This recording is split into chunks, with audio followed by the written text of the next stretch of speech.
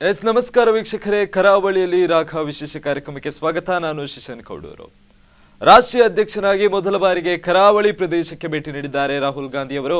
ಕರಾವಳಿ ಪ್ರದೇಶವಾದಂತಹ ಮಂಗಳೂರು, ಉಡುಪಿ ಪ್ರದೇಶಕ್ಕೆ ನಿನ್ನೆಯಷ್ಟೇ ಜನರ ಆಶೀರ್ವಾದವನ್ನು ಪಡೆಯುವ ಮೇರೆಗೆ ಜನಾಶೀರ್ವಾದ ಎನ್ನುವಂತಹ ಒಂದು ಯಾತ್ರೆಯನ್ನು ಕೈಗೊಂಡು ಯಾವೆಲ್ಲ ರೀತಿಯಾಗಿ ತಮ್ಮ ಯಾತ್ರೆಯನ್ನು ಸಂಪೂರ್ಣವಾಗಿ ಕೈಗೊಂಡು ಅನಂತರ ಯಾವೆಲ್ಲ ರೀತಿಯಾದಂತಹ ತಮ್ಮ ಮಾತುಗಳಿಂದ ಜನರನ್ನು ತಮ್ಮ ಕಡೆ ಸೆಳ್ಕೊಂಡ್ರು ಅನ್ನುವಂಥದ್ದನ್ನು ಕೂಡ ನೀವು ನಿನ್ನೆ ಅಷ್ಟೇ ನೋಡಿದ್ದೀರಿ. ಅದರಲ್ಲಿ ಯಾವೆಲ್ಲ ರೀತಿಯಾದಂತಹ ವಿಷಯಗಳು ನಿನ್ನೆ ಪ್ರಸ್ತಾಪವಾಯಿತು, ಅದರ ಬಗ್ಗೆ ಏನೆಲ್ಲ ಕರಾವಳಿ ಪ್ರದೇಶಕ್ಕೆ ಲಾಭ ಇದೆ ಅಥವಾ ಕಾಂಗ್ರೆಸ್ ಪಕ್ಷವನ್ನು ಮುನ್ನಡೆಸುವಂತಹ ನೇತಾರನಾಗಿ ಯಾವೆಲ್ಲ ನಿರ್ಧಾರವನ್ನು ನಿನ್ನೆಯ ಸಭೆಯಲ್ಲಿ ಕೈಗೊಂಡ್ರು ಅನ್ನುವಂಥದ್ದನ್ನು ಸಾರ್ವಜನಿಕವಾಗಿ ಪ್ರಸ್ತಾಪ ಮಾಡಿದ್ದಾರೆ. ಹಾಗಾಗಿ ನಿನ್ನೆ ಒಂದು ಕ್ಷಣ ಚಿತ್ತ ಮಾಡಿ ನೋಡಿದ್ರೆ ಅಲ್ಲಿ ಏನೆಲ್ಲ ನಡೆಯಿತು ಅನ್ನುವಂಥದ್ದನ್ನು ಸಂಪೂರ್ಣವಾಗಿ ನಿಮ್ಮ ಮುಂದೆ ಇಡುವ ಪ್ರಯತ್ನವನ್ನು ಇವತ್ತಿನ ಡಿಬೇಟ್ ಮುಖಾಂತರ ತಗೊಳ್ತಾ ಇದ್ದೇವೆ. ಹಾಗಾಗಿ ಕಾಂಗ್ರೆಸ್ನ ಪರವಾಗಿ ಮೊಹಮ್ಮದ್ ಅನೀಫ್ ಮತ್ತು ಬಿಜೆಪಿ ಪರವಾಗಿ ಸತೀಶ್ ಪ್ರಭು ಅನ್ನುವಂತಹ ಇಬ್ರು ಅತಿಥಿಗಳು ಇವತ್ತಿನ ಕಾರ್ಯಕ್ರಮದಲ್ಲಿ ನಮ್ಮ ಜೊತೆ ಈ ಕಾರ್ಯಕ್ರಮವನ್ನು ಹಂಚಿಕೊಳ್ತಾ ಇದ್ದಾರೆ. ಹಾಗಾಗಿ ಮೊದಲನೇದಾಗಿ ಅವರನ್ನ ಈ ಕಾರ್ಯಕ್ರಮಕ್ಕೆ ಸ್ವಾಗತ ಮಾಡೋಣ. ಸರ್, ತಮಗೆ ಈ ಕಾರ್ಯಕ್ರಮಕ್ಕೆ ಸ್ವಾಗತ. ಎಸ್, ಮೊದಲನೇದಾಗಿ ನಾನೀಗ ಮೊಹಮ್ಮದ್ ಅನೀಫ್ ಅವರ ಹತ್ರ ಹೋಗ್ತೇನೆ. ಯಾಕಂತ ಹೇಳಿದ್ರೆ ನಿನ್ನೆ ಅಷ್ಟೇ ತಮ್ಮ ಪಕ್ಷದ ಒಬ್ಬ ಯುವ ನಾಯಕ ತಮ್ಮನ್ನು ಹುರಿದುಂಬಿಸಲಿಕ್ಕೆ ಬೇಕಾಗಿ ಕರಾವಳಿ ಪ್ರದೇಶಕ್ಕೆ ಬಂದಿದ್ದಾರೆ. ರಾಷ್ಟ್ರೀಯ ಅಧ್ಯಕ್ಷನಾಗಿ, ಕಾಂಗ್ರೆಸ್ನ ರಾಷ್ಟ್ರೀಯ ಅಧ್ಯಕ್ಷರಾಗಿ ಮೊದಲ ಬಾರಿಗೆ ಕರಾವಳಿಗೆ ಭೇಟಿ ನೀಡಿದ್ದಾರೆ.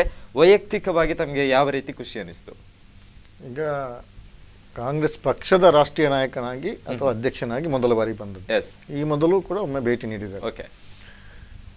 ಈಗ ಒಂದು ರಾಷ್ಟ್ರೀಯ ಅಧ್ಯಕ್ಷರು ಬರುವಾಗ ಅದು ಒಂದು ಚುನಾವಣಾ ಸಮಯದಲ್ಲಿ ಕಾರ್ಯಕರ್ತರನ್ನು ಹುರಿದುಂಬಿಸುವಂತ ಒಂದು ಕಾರ್ಯಕ್ರಮ, ಅದು ಎಷ್ಟರ ಮಟ್ಟಿಗೆ ಯಶಸ್ವಿ ಆಗಿದೆ ಎಂಬುದರ ಮೇಲೆ ಇರುವಂಥದ್ದು. ಅಂತೂ ಎಲ್ಲಕ್ಕೆ ಬೇಕಾದಂಥ DCCಯು, ಜಿಲ್ಲಾ ಕಾಂಗ್ರೆಸ್ ಸಮಿತಿ ಮತ್ತು ಉಸ್ತುವಾರಿ ಸಚಿವರು, ಇಲ್ಲಿಯ MLAಗಳು, ಎಲ್ಲ ನಾಯಕರು ಸೇರಿಕೊಂಡು ಇದಕ್ಕೆ ಪೂರ್ವಭಾವಿಯಾಗಿ ಇದನ್ನು ಯಶಸ್ವಿ ಮಾಡಬೇಕಂತ ಕಾರ್ಯಕ್ರಮವನ್ನು ಎಲ್ಲ ಮಾಡಿದ್ದಾರೆ.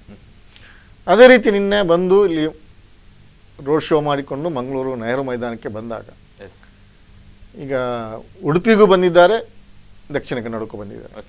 ಆ ರೋಡ್ ಶೋಗಳಲ್ಲಿ ಸೇರಿದ ಜನ ಮುಲ್ಕಿ, ಸುರತ್ಕಲ್, ಹಾಗೆ ಇಲ್ಲಿಂದ ಅಂಬೇಡ್ಕರ್ ಸರ್ಕಲಿಂದ ಮತ್ತೆ ಉಳ್ಳಾಲಕ್ಕೆ ಹೋಗುವಾಗ ಎಲ್ಲ ನೋಡಿ ಜನಸಾಗರವೇ ಸೇರಿತು. ಆದ್ದರಿಂದ ಕಾರ್ಯಕರ್ತರಿಗೆ ಮತ್ತು ಕಾಂಗ್ರೆಸ್ ನೇತಾರರಿಗೆ ಖಂಡಿತವಾಗಿ ಬಹಳ ಒಂದು ಒಳ್ಳೆಯ ಕಾರ್ಯಕ್ರಮವಾಗಿ ಮೂಡಿದೆ. ಸತೀಶ್ ಪ್ರಭು ಅವರೇ, ಈ ಹಿಂದೆ ಬಿಜೆಪಿಯವರ ಪರವಾಗಿ ನಮ್ಮ ಇವರು ಯೋಗಿ ಆದಿತ್ಯನಾಥ್ ಅವರು ಕರಾವಳಿ ಪ್ರದೇಶಕ್ಕೆ ಭೇಟಿ ನೀಡಿದ್ರು. ಅವರು ಕೂಡ ಮತದಾರರ ಒಂದು ಗಮನವನ್ನು ತಮ್ಮ ಕಡೆ ಸೆಳೆಯಲಿಕ್ಕೆ ಬೇಕಾಗಿ ಬಿಜೆಪಿಯ ಪರವಾಗಿ ಯಾತ್ರೆಯನ್ನು ಕೈಗೊಂಡಿದ್ರು. ಈಗ ಕಾಂಗ್ರೆಸ್ನ ಪರವಾಗಿ ರಾಹುಲ್ ಗಾಂಧಿ ಅವರು ಕರಾವಳಿ ಪ್ರದೇಶಕ್ಕೆ ಭೇಟಿ ನೀಡಿದ್ದಾರೆ. ಹಾಗಾಗಿ ಇದರ ಮುಖಾಂತರ ತಮ್ಮ ಪಕ್ಷಕ್ಕೆ ಮತದ ಅಥವಾ ಚುನಾವಣೆ ಸಂದರ್ಭದಲ್ಲಿ ಯಾವುದಾದ್ರೂ ರೀತಿಯಾದಂತಹ ಎಫೆಕ್ಟ್ ಆಗ್ಬೋದಾ ಅಂತ ಹೇಳಿ? ಖಂಡಿತವಾಗಿಯೂ ನಮಗೆ ಯಾವುದೇ ರೀತಿಯ ಎಫೆಕ್ಟ್ಗಳು ಆಗೋದಿಲ್ಲ. ಮತ್ತು ಜಿಲ್ಲೆಯ ಜನತೆಗೆ ತುಂಬ ಒಂದು ಭರವಸೆ ಇತ್ತು.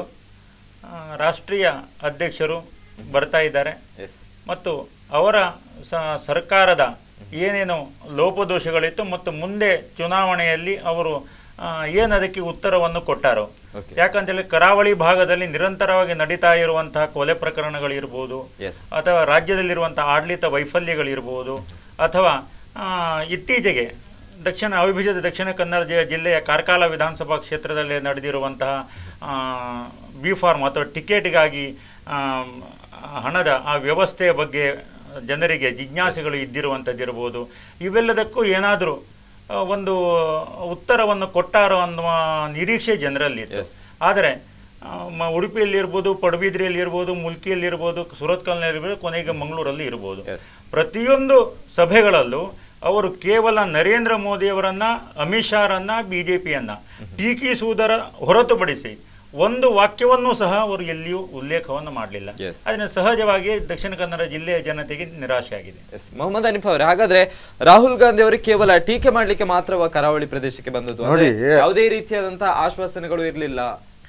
ಅವರೇನೋ ಒಂದು ಕಡೆ ಇದ್ದು ಮಾತು ಕೇಳಿ ಏನಾದ್ರು ಹೇಳ್ಬೋದು. ಇದು ಭಾಷಣಗಳು ನಿರಂತರ, ಅದು ಪಡುಬಿದ್ರಿ ಆಗ್ಲಿ, ಮುಲ್ಕಿ ಆಗ್ಲಿ, ಸುರತ್ಕಲ್ ಆಗ್ಲಿ, ಮಂಗಳೂರಲ್ಲಾಗಲಿ ಎಲ್ಲ ಬೇರೆ ಬೇರೆ ಕಡೆ ಮಾತಾಡಿದ್ದಾರೆ. ಈಗ ಅವರಿಷ್ಟೇ ಹೇಳಿದ್ದು, ಈ ನರೇಂದ್ರ ಮೋದಿಯವರು, ಪ್ರಧಾನಮಂತ್ರಿಯವರು ಏನು ಸುಳ್ಳು ಹೇಳಿದ್ದಾರೆ, ಏನು ಆಶ್ವಾಸನೆ ಕೊಟ್ಟಿದ್ದಾರೆ, ಇದನ್ನು ಕಾರ್ಯಗತ ಮಾಡಲಿಲ್ಲ. ನುಡಿದಂತೆ ನಡೆ ಅಂತ ಹೇಳುವಂಥದ್ದನ್ನು ಹೇಳಿಕೊಟ್ಟದ್ದು ಪ್ರಧಾನಮಂತ್ರಿಯವರಿಗೆ. ಸೊ ಜನರಿಗೆ ಕೂಡ ನೀವು 15 ಲಕ್ಷ ರೂಪಾಯಿ ಬ್ಯಾಂಕಿಗೆ ಹಾಕ್ತೇವೆ ಅಂತ ಹೇಳಿದಿರಿ, ಅದು ಹಾಕಲಿಲ್ಲ. ಉದ್ಯೋಗ ಇಷ್ಟು 2 ಕೋಟಿ ಉದ್ಯೋಗ ಕೊಡ್ತೀರಂತೀರಿ, ಅದು ಕೊಡಲಿಲ್ಲ. ಜನರನ್ನು ಎಲ್ಲ ಸುಳ್ಳು ಹೇಳಿ ನಡ್ಕೊಂಡು ಬಂದ್ರಿ. ಈಗ ಆ ಕಾಲ ಮಿಂಚಿ ಹೋಯಿತು. ನೀವು ಏನು ಭರವಸೆ ಕೊಟ್ಟಿದ್ದೀರಿ ಅದನ್ನು ತನ್ನಿ. ನಾವು ನಮ್ಮ ಸರ್ಕಾರ ಏನು ಭರವಸೆ ಕೊಟ್ಟಿದ್ದು ಅದಕ್ಕಿಂತ ಹೆಚ್ಚು ಕರ್ನಾಟಕದಲ್ಲಿ ಮಾಡಿ ತೋರಿಸಿದ್ದೇವೆ. ಸೊ ಅಂತ ಹೇಳಿ ಎಲ್ಲವನ್ನು ಇನ್ನೂ ನಿನ್ನೆ ಏನಾಗಿದೆ, ಮತ್ತೆ 5:15 ಬರುವರು, 5:30, 6ಕ್ಕೆ ಬರುವರು, 7 ಗಂಟೆ ಕಳೆಯಿತು. ಕಾರ್ಯಕ್ರಮದ ಆ ಒಂದು ಟೈಮ್ ಗ್ಯಾಪ್ನಲ್ಲಿ ಸ್ವಲ್ಪ ವ್ಯತ್ಯಾಸ ಇರ್ಬೋದು, ಮತ್ತೆ ಮಾತಾಡಲಿಕ್ಕೆ ಸ್ವಲ್ಪ ಹೆಚ್ಚು ಇರ್ಬೋದಿತ್ತು. ಅಂದರೆ ಬೇರೆ ನಾಯಕರು ಮಾತಾಡಲಿಕ್ಕಿತ್ತು. ಆದರೆ ಎಲ್ಲ ಕಡೆ ಬೇರೆ ಬೇರೆ ಕಡೆ ಉಡುಪಿಯಲ್ಲಿ ಇಲ್ಲಿ ಮಾತಾಡುವಾಗ ಎಲ್ಲವನ್ನು ವಿಷಯವನ್ನು ಹೇಳಿದ್ದಾರೆ. ಅದು ಜನರಿಗೆ ಅರ್ಥ ಆಗಿದೆ. ಹಾಗಾದರೆ ಚುನಾವಣೆ ದೃಷ್ಟಿಯಿಂದ ಕೇವಲ ಭಾಷಣದ ಮುಖಾಂತರ ಜನರಿಗೆ ತಿಳಿಯಪಡಿಸುವುದು ರಾಹುಲ್ ಗಾಂಧಿ ಅವರ ಧ್ಯೇಯವಾಗಿತ್ತು. ಅದರ ಜೊತೆಗೆ ಮೋದಿಯವರನ್ನ ಟೀಕೆ ಮಾಡ್ಲಿಕ್ಕೋಸ್ಕರ ಕರಾವಳಿ ಪ್ರದೇಶಕ್ಕೆ ಬಂದರು. ನೋಡಿ, ನಮ್ಮ ಸರ್ಕಾರದ ಏನು ಕರ್ನಾಟಕ ಸರ್ಕಾರದ್ದು ಏನೆಲ್ಲ ಅಭಿವೃದ್ಧಿ ಕಾರ್ಯಕ್ರಮ ಆಗಿದೆ ಅದು ಮುಖ್ಯಮಂತ್ರಿಯವರು ಇಲ್ಲಿಯ ನಾಯಕರು ಆಗಾಗ ತಿಳಿಸ್ತಾ ಇದ್ದಾರೆ. ಅದನ್ನು ಪುನರಪಿ ಹೇಳಬೇಕಾಗಿಲ್ಲ. ಇನ್ನು ಕೇಂದ್ರ ಸರ್ಕಾರ ಮತ್ತು BJP ಪಕ್ಷ ಏನೆಲ್ಲ ಸುಳ್ಳು ಭರವಸೆಗಳೊಂದಿಗೆ ನಿಮಗೆ ಎಲ್ಲ ಒಂದು ಸ್ವರ್ಗವನ್ನೇ ಇಲ್ಲಿ ತರ್ತೇನೆ ಅಂತ ಹೇಳಿ ಆಶ್ವಾಸನೆ ಕೊಟ್ಟರು. ಏನಾಗಿದೆ? ಈಗ ಉದ್ಯೋಗ, ಫಾರಿನಿಂದ ಉದ್ಯೋಗ ಇಲ್ಲದೆ ಇಲ್ಲಿಗೆ ಬರ್ತಾರೆ. ಇಲ್ಲಿಯ ಯುವಕರಿಗೆ ಉದ್ಯೋಗ ಇಲ್ಲ. ಈಗ ನಿನ್ನೆ ಮಹಾರಾಷ್ಟ್ರ ಬಾಂಬೆಯಲ್ಲಿ ಕೂಡ ರೈಲ್ವೆ ಇಲಾಖೆಯಲ್ಲಿ ಕೆಲಸ ಕೊಡಿ ಅಂತ ಹೇಳುವಂಥದ್ದು. ಅಲ್ಲಲ್ಲಿ ಯುವಕರಿಗೆ ಕೆಲಸ ಇಲ್ಲದೆ ಪಡುತ್ತಿರುವ ಭಾವನೆ ಮತ್ತು ಉದ್ಯೋಗದಲ್ಲಿರುವ ಎಲ್ಲ ಮತ್ತು ಇವರು ಕೊಟ್ಟ ಆಶ್ವಾಸನೆಯನ್ನು ಪೂರೈಸಿದ್ದು. ಇದನ್ನೆಲ್ಲ ಜನರಿಗೆ BJP ಏನು ಮಾಡ್ತಾರೆ, ಮಾಧ್ಯಮದ ಮೂಲಕ ಅವರು ಮಾತನಾಡುವಾಗ ಸುಳ್ಳನ್ನೇ ಹೇಳಿ ಪ್ರಚಾರ ಪಡಿಸ್ತಾರೆ. ಅದು ಹಾಗೆ ಅಲ್ಲ, ನೀವು ನುಡಿದಂತೆ ನಡೆ ಅಂತ ಹೇಳುವಂಥದ್ದನ್ನು ರಾಹುಲ್ ಗಾಂಧಿ ಅವರು ಅಲ್ಲಲ್ಲಿ ಹೋಗಿ ಜನರಿಗೆ ಬೇರೆ ಬೇರೆ ವಿಭಾಗದಲ್ಲಿ ತಿಳಿಸಿಕೊಡ್ತಾ ಇದ್ದಾರೆ. ಸತೀಶ್ ಪ್ರಭು ಅವರೇ, ಈಗ ರಾಹುಲ್ ಗಾಂಧಿ ಅವರು ನೇರವಾದಂತಹ ಆರೋಪವನ್ನು ಮಾಡಿದ್ದಾರೆ. ನುಡಿದಂತೆ ನಡೆ ಅಂತ ಒಂದು ಟ್ಯಾಗ್ ಲೈನ್ ಕೊಟ್ಟು ನಮ್ಮ ಪಕ್ಷ ಹಾಗಾದ್ರೆ ನುಡಿದಂತೆ ನಡೀತಾ ಇದೆ ಅನ್ನುವಂಥ ಮಾತಿನ ಒಂದು ಒಳ ಅರ್ಥದಿಂದಲೋ ಏನೋ ಗೊತ್ತಿಲ್ಲ, ಆದ್ರೆ BJP ಅವರಿಗೆ ನೇರವಾದ ಮಾತನ್ನು ಹೇಳಿದ್ದಾರೆ, ನೀವು ನುಡಿದಂತೆ ನಡೀತಾ ಇಲ್ಲ ಅಂತ ಹೇಳಿ. ಹನೀಫ್ ಅವರು ಒಂದು ಮಾತನ್ನು ಸ್ಪಷ್ಟವಾಗಿ ಹೇಳಿದರು. ರಾಹುಲ್ ಗಾಂಧಿ ಅವರು ಕರ್ನಾಟಕ ಸರ್ಕಾರ ಸಾಧನೆ ಬಗ್ಗೆ ಏನು ಉಲ್ಲೇಖವನ್ನು ಮಾಡಲಿಲ್ಲ. ಉಲ್ಲೇಖ ಮಾಡಲಿಕ್ಕೆ ಸಿದ್ದರಾಮಯ್ಯವರು ಮಾಡ್ತಾ ಇದ್ದಾರೆ, ನಿನ್ನೆ ಮಾಡಿದ್ದಾರೆ ಸಹಿತ. ಅದರಿಂದ ರಾಹುಲ್ ಗಾಂಧಿಯವರ ಅವಶ್ಯಕತೆ ಇಲ್ಲ ಅನ್ನೋ ಮಾತುಗಳನ್ನು ಹೇಳಿದರು. ಬಹುಶಃ ನಾನು ತಿಳ್ಕೊಂಡಿದ್ದೇನೆ, ರಾಹುಲ್ ಅವರಿಗೆ ಸಾಧನೆಗಳು ಏನೂ ಇಲ್ಲದೇ ಇರುವುದರಿಂದ ಮತ್ತು ಉಲ್ಲೇಖನೀಯ ಸಾಧನೆಗಳು ಇಲ್ಲದೇ ಇರುವುದರಿಂದ ಸಹಜವಾಗಿ ಮುಜುಗರ ಆಗಿರ್ಬೋದು. ಆದ್ದರಿಂದ ಸಹಜವಾಗಿಯೇ ಕೇಂದ್ರವನ್ನು ಟೀಕಿಸುವಂಥದ್ದು, ಅದರಲ್ಲೂ ವ್ಯಕ್ತಿಗತವಾಗಿ ನರೇಂದ್ರ ಮೋದಿಯವರನ್ನು ಮತ್ತು ಅಮಿತ್ ಶಾರನ್ನೇ ನೇರವಾಗಿ ಟೀಕಿಸುವಂತಹ ಕೆಲಸ ಕಾರ್ಯಗಳನ್ನು ಅವರು ಮಾಡಿದ್ದಾರೆ. ನುಡಿದಂತೆ ನಡೆ ಅವರು ಯಾರಿಗೆ ಹೇಳಬೇಕಾದದ್ದು ಅನ್ನುವಂಥದ್ದು. ಯಾಕಂತೇಳಿದರೆ ಇಷ್ಟು ವರ್ಷಗಳ ಕಾಲ ಈ ದೇಶದಲ್ಲಿ ಆಳ್ವಿಕೆ ಮಾಡಿಕೊಂಡು ಭ್ರಷ್ಟಾಚಾರವನ್ನು ಪೋಷಿಸಿಕೊಂಡು ಬಂದಿರುವಂಥದ್ದು, ಕರ್ನಾಟಕದಲ್ಲಿಯೂ ಸಹ ಭ್ರಷ್ಟಾಚಾರಿಗಳ ರಕ್ಷಣೆ ನಿಂತಿರುವಂಥದ್ದು. ಅದೇ ರೀತಿಯಲ್ಲಿ ಜಾತ್ಯತೀತೆಯ ಆ ದೊಡ್ಡ ಛತ್ರಿಯನ್ನು ಹಿಡ್ಕೊಂಡು ಡೋಂಗಿ ಜಾತ್ಯತೀತೆಯನ್ನು ಮಾಡ್ತಾ ಇರುವಂಥದ್ದು, ಜಾತೀಯತೆ ವಿಷಬೀಜವನ್ನು ಬಿತ್ತುತ್ತಾ ಇರುವಂಥದ್ದು. ಅದೇ ರೀತಿಯಲ್ಲಿ ನುಡಿದಂತೆ ನಡೆ ಎನ್ನುವ ಬಸವಣ್ಣನವರ ಏನು ಆಶಯಗಳಿತ್ತು, ಎಲ್ಲ ಮತಗಳನ್ನು ಒಗ್ಗೂಡಿಸಿ ಅವರು ಲಿಂಗಾಯತ ಮತವನ್ನು ಅವರು ಸ್ಥಾಪನೆ ಮಾಡಿಕೊಂಡು ಯಾವ ರೀತಿ ಅವರು ಕೆಲಸ ಕಾರ್ಯಗಳನ್ನು ಮಾಡ್ತಿದ್ರು, ಆ ತತ್ವಕ್ಕೆ ವಿರುದ್ಧವಾಗಿ ಆ ಮತವನ್ನೇ ವಿಭಜಿಸುವಂತಹ ಕೆಲಸ ಕಾರ್ಯಗಳನ್ನು ಇವತ್ತು ಸಿದ್ದರಾಮಯ್ಯವರು ಮಾಡ್ತಾ ಇರಬೇಕಾದ್ರೆ ಅದರ ಬಗ್ಗೆ ಅವರ ಟೀಕೆಗಳು ಇರಬೇಕಾಗಿತ್ತು. ಹೊರತು ಇವತ್ತು ರಾಷ್ಟ್ರೀಯತೆ ವಿಚಾರ ಹಿಡಿದುಕೊಂಡು ಯಾವುದೇ ರೀತಿಯಲ್ಲಿ ಜಾತಿಯ ವಿಷಬೀಜ ಬಿತ್ತುವುದರ ಮುಖಾಂತರವಾಗಿ ರಾಜಕೀಯ ಲಾಭ ಪಡ್ಕೊಳ್ಳುವಂಥ ಕೆಲಸ ಕಾರ್ಯಗಳನ್ನು ಭಾರತೀಯ ಜನತಾ ಪಾರ್ಟಿ ಮಾಡ್ತಾ ಇಲ್ಲ. ಈ ಕೆಲಸ ಕಾರ್ಯಗಳನ್ನು ತನ್ನದೇ ಪಕ್ಷದವರು ಕರ್ನಾಟಕದಲ್ಲಿ ಮಾಡ್ತಾ ಇರುವುದರಿಂದ ಬಹುಶಃ ಅವರನ್ನು ಉದ್ದೇಶಿಸಿ ಹೇಳಿದ್ದಾರೋ ಅನ್ನುವಂಥ ಸಂದೇಹ ಕೂಡ ನನಗೆ. ಮೊಹಮ್ಮದ್ ಹನೀಫ್ ಅವರೇ, ಈಗ ಅವರಿಗೆ ಮೋದಿ ಅವರನ್ನು ಟೀಕೆ ಮಾಡುವುದಕ್ಕಿಂತ ಬದಲಾಗಿ ತಮ್ಮ ಪಕ್ಷದ ಏನಾದರೂ ಅಭಿವೃದ್ಧಿ ಆಗಿದ್ರೆ ಅದನ್ನು ಕೂಡ ತಿಳಿಸಬಹುದಿತ್ತು. ಯಾವುದೇ ರೀತಿಯ ಎಲ್ಲವೂ ಹೇಳಿದ್ದಾರೆ. ಅವರಿಗೆ ಅವರು ಹಿಂದಿಯಲ್ಲಿ ಮಾತನಾಡಿದ್ದು ಮಾಧ್ಯಮದವರಿಗೆ ಅರ್ಥ ಆಗಿಲ್ಲ, ಹಿಂದಿಯಲ್ಲಿ ಮಾತಾಡಿದ್ದು BJP ಪಕ್ಷದವರಿಗೆ ಅರ್ಥ ಆಗ್ಲಿಲ್ವಾ ಅಂತ ನಾನು ಹೇಳುವಂಥದ್ದು. ನೋಡಿ, ಅವರು ಹೇಳಿದ್ದಾರೆ, ಕರ್ನಾಟಕ ರಾಜ್ಯದಲ್ಲಿ ಇಷ್ಟು ರೈತರಿಗೆ ನಾವು ಸಾಲ ಮನ್ನಾ ಮಾಡಿದ್ದೇವೆ. ಏನು ಅದು ರಾಜ್ಯ ಸರ್ಕಾರದ ಕೊಡುಗೆ ಅಲ್ವಾ? ನೀವು ಅಲ್ಲಿ ಬರುವಾಗ ಮನ್ನಾ ಮಾಡಲಿಲ್ಲ ಕೇಂದ್ರ ಸರ್ಕಾರ. ಇಲ್ಲಿ ಯಡಿಯೂರಪ್ಪರು ಕೇಳ್ತಾರೆ, ಏನು ನಮ್ಮೊಟ್ಟಿಗೆ ನೋಟ್ ಮೆಷಿನ್ ಇದೆಯಾ ಅಂತ. ಅವರ ನೋಡಿ, ರಾಹುಲ್ ಗಾಂಧಿ ಅವರ ಬರುವಂಥ ಮೊದಲು ನಾಯಕರು ಕೂಡ ಮಾತನಾಡಿದ್ದಾರೆ. ಅದನ್ನೆಲ್ಲವನ್ನು ಒಟ್ಟಾಗಿ ಹೇಳಿದ್ದನ್ನೇ ಹೇಳಬೇಕಾದಿಲ್ಲ. ಇನ್ನು ಇಷ್ಟು ಕೋಟಿ 2 ಕೋಟಿ ಉದ್ಯೋಗ ಕ್ರಿಯೇಟ್ ಮಾಡ್ತಾರೆ ಅಂತ ಹೇಳಿದಿರಿ. ಖಾಲಿ 4 ಲಕ್ಷ ಅಲ್ಲ 2 ಲಕ್ಷ, ಈ 4 ವರ್ಷದಲ್ಲಿ 2 ಲಕ್ಷ ಉದ್ಯೋಗವನ್ನು ಕ್ರಿಯೇಟ್ ಮಾಡಿದ್ದೀರಿ. ಇದು ಸರಿನಾ? ಎಲ್ಲವನ್ನು ಕೇಳಿ ಮತ್ತೆ ಭ್ರಷ್ಟಾಚಾರ ಅವ್ರು ಹೇಳ್ತಾರೆ, ನೀವು ಮಾಧ್ಯಮದಲ್ಲಿ ಬರ್ತಾ ಇದೆ, ಫೇಸ್ಬುಕ್ಕಲ್ಲಿ ಬರ್ತಾ ಇದೆ. ಮಾನ್ಯ ಮೋದಿಜಿಯವರ ಡ್ರೆಸ್ ಎಷ್ಟು ಕಾಸ್ಟ್ಲಿ ಇದೆ, ಅವರ ಕಿಸೆಯಲ್ಲಿರುವ ಪೆನ್ ಎಷ್ಟು ಕಾಸ್ಟ್ಲಿ ಇದೆ, ಅವರು ಎಷ್ಟು ರಾಷ್ಟ್ರಕ್ಕೆ ಎಷ್ಟು ವಿಮಾನ ಖರ್ಚು ಸರ್ಕಾರದ್ದು ಖರ್ಚು ಮಾಡಿದರು ಆಗಾಗ ಹೋಗಿ.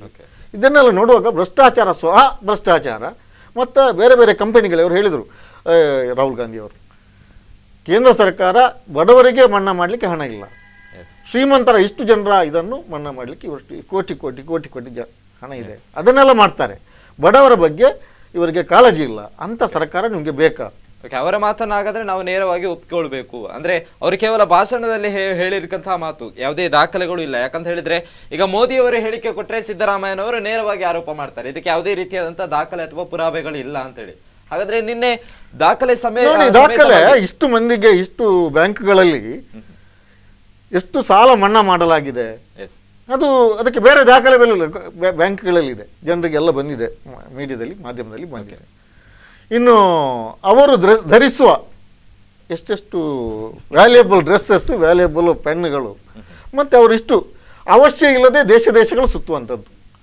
ಏನು ನನಗೆ ಹೋಗಲಿಕ್ಕೆ ಆಗಲಿಲ್ಲ, ಇನ್ನಾದರೂ ಈ ಒಂದು ಅಧಿಕಾರ ಅವಧಿಯಲ್ಲಿ ಸೊ ಅದರ ಖರ್ಚುಗಳನ್ನು ಜನರ ಮೇಲೆ ದೇಶ ಹೋಗಿ ಅದರ ವಿಮಾನದ ಖರ್ಚುಗಳನ್ನು ಎಲ್ಲ ಖರ್ಚುಗಳನ್ನು ಕೋಟಿ ಕೋಟಿ ರೂಪಾಯಿಗಳನ್ನು. ಸೊ ಅದನ್ನು ನಮಗೆ ಇನ್ನೂ ಕೇಳಲಿಕ್ಕೆ ಆಗೋದಿಲ್ಲ. ಅವರ ಡಿಗ್ರಿಯ ವಿಷಯ, ಅವರು ಎಷ್ಟು ಕಲ್ತಿದ್ದಾರೆ, ಅವರು ಎಷ್ಟು ಖರ್ಚು ಮಾಡ್ತಾರೆ ಅಂತ ಹೇಳಿ ಮಾಹಿತಿ ಹಕ್ಕಿನಲ್ಲಿ ಕೇಳಿದರೆ ಅದು ಕೊಡದಂಥ ಸಿಚುವೇಶನ್.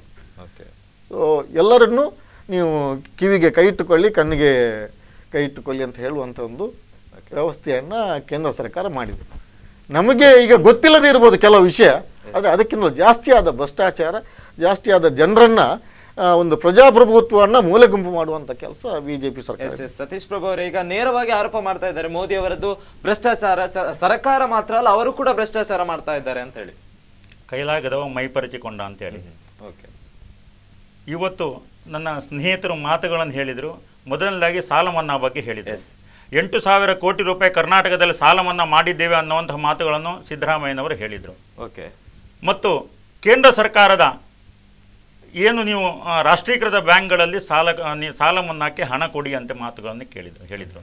ಆದರೆ ಇವತ್ತು ಕರ್ನಾಟಕ ರಾಜ್ಯದ ಜನತೆ ಗೊತ್ತು, 8,000 ಕೋಟಿಗಳನ್ನು ಇವತ್ತು ನೀವು ಸಾಲ ಮನ್ನಾ ಮಾಡಿದ್ರೂ ಸಹ ಎಷ್ಟು ಚೆಕ್ಗಳು ರೈತರಿಗೆ ತಲುಪಿದೆ ಅನ್ನುವಂಥ ಮಾಹಿತಿಗಳು ಸ್ಪಷ್ಟವಾಗಿದೆ. ಪ್ರತಿಯೊಂದು ಜಿಲ್ಲೆಯಲ್ಲಿ ಕೂಡ 10% ರೈತರಿಗೂ ಈ ಹಣಗಳು ದೊರಕ್ತಾ ಇಲ್ಲ.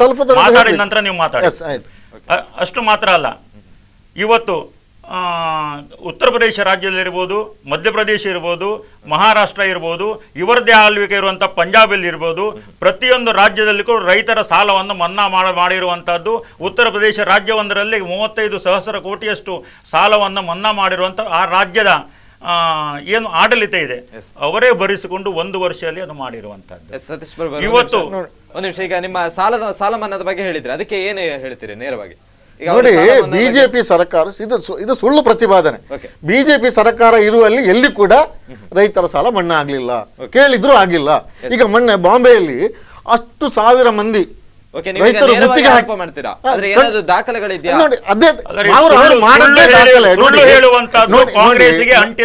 ನೋಡಿ.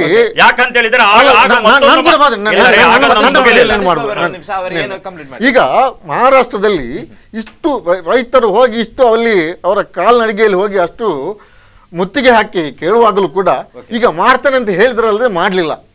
ಈಗ ನೋಡಿ, ಕರ್ನಾಟಕದಲ್ಲಿ ಮಾಡಿದ್ದಾರೆ, ಯಾರು ಮಾಡಿಲ್ಲ ಅಂತ ಹೇಳಿ ಯಾರು ವಿಪಕ್ಷದವರು ಕೂಡ ಮಾಡಿದ್ದಾರೆ ಮಾತ್ರ ಅಲ್ಲ, ನೋಡಿ ಬಿಜೆಪಿ ರೈತರು ಕೂಡ ಒಬ್ಬನಿಗೆ ಸಿಕ್ಕಿರುವಂತಹ ಯಾವುದೇ ದಾಖಲೆಗಳು ಯಾರು ಕೂಡ ಸಿಕ್ಕಿಲ್ಲ. ಅದೇ ರೀತಿಯಲ್ಲಿ ಆರೋಗ್ಯದಲ್ಲಿರುವಂತಹದ್ದು, ಹರೀಶ್ ಸಾಂತ್ವನದಲ್ಲಿರುವ ಇರಬಹುದು ಅಥವಾ ಮನೆ ನಿರ್ಮಾಣದಲ್ಲಿರಬಹುದು, ಹಕ್ಕುಪತ್ರದ ವಿಷಯದಲ್ಲಿರಬಹುದು, ಎಲ್ಲರಿಗೂ ಯಾವ ರೀತಿ ಇಲ್ಲ ಅಂತ ಯಾರು ಹೇಳಿಲ್ಲ. ಖಂಡಿತವಾಗಿ ಜನತೆ ಯಾಕಂತ ಹೇಳಿದ್ರೆ ಕಾಂಗ್ರೆಸ್ಸಿನ ಅವರ ಶಾಸಕರುಗಳ ಸಚಿವರುಗಳ ಸಹವರ್ತಿಗಳಿಗೆ ಸಿಕ್ಕಿರಲೂಬಹುದು, ಆದರೆ ಜನಸಾಮಾನ್ಯರಿಗೆ ಇವತ್ತು ಸಿಕ್ಕಿಲ್ಲ ಅನ್ನುವಂಥದ್ದು. ಅದೇ ರೀತಿಯಲ್ಲಿ ಅವರು ಮತ್ತೊಂದು ಉಲ್ಲೇಖವನ್ನು ಕೂಡ ಮಾಡಿದ್ದಾರೆ. ಸತೀಶ್ ಪ್ರಭು, ಅದನ್ನು ಮುಂದಿನ ಭಾಗದಲ್ಲಿ ನೋಡೋಣ. ಯಾವೆಲ್ಲ ರೀತಿಯಾದಂತಹ ಪ್ರಕರಣಗಳು ಈಗ ನಡೀತಾ ಇದೆ ಅಂದ್ರೆ ರಾಜಕೀಯ ಪಾಳಯದಲ್ಲಿ ಒಮ್ಮೆ ಬಿರುಗಾಳಿ ಎದ್ರೆ ಯಾವ ರೀತಿಯಾದಂತಹ ಪರಿಣಾಮಗಳು ಉಂಟಾಗ್ತದೆ ಅನ್ನುವಂಥದ್ದನ್ನು ಎರಡೂ ಕಡೆಗಳಿಂದಲೂ ಕೂಡ ನಾವು ಗಮನಿಸಬೇಕಾಗ್ತದೆ. ಒಂದು ಪಕ್ಷದ ಅಹವಾಲನ್ನು ಕೇಳಿ ಕುತ್ಕೊಳ್ಳಿಕ್ಕಾಗುದಿಲ್ಲ, ಎರಡೂ ಪಕ್ಷದ ಅಹವಾಲು ಯಾವೆಲ್ಲ ರೀತಿಯಾಗಿದೆ ಅನ್ನುವಂಥದ್ದನ್ನ ಮುಂದಿನ ಭಾಗದಲ್ಲಿ ನೋಡೋಣ. ಕಾರ್ಯಕ್ರಮದಲ್ಲಿ ಚಿಕ್ಕದೊಂದು ಬ್ರೇಕ್.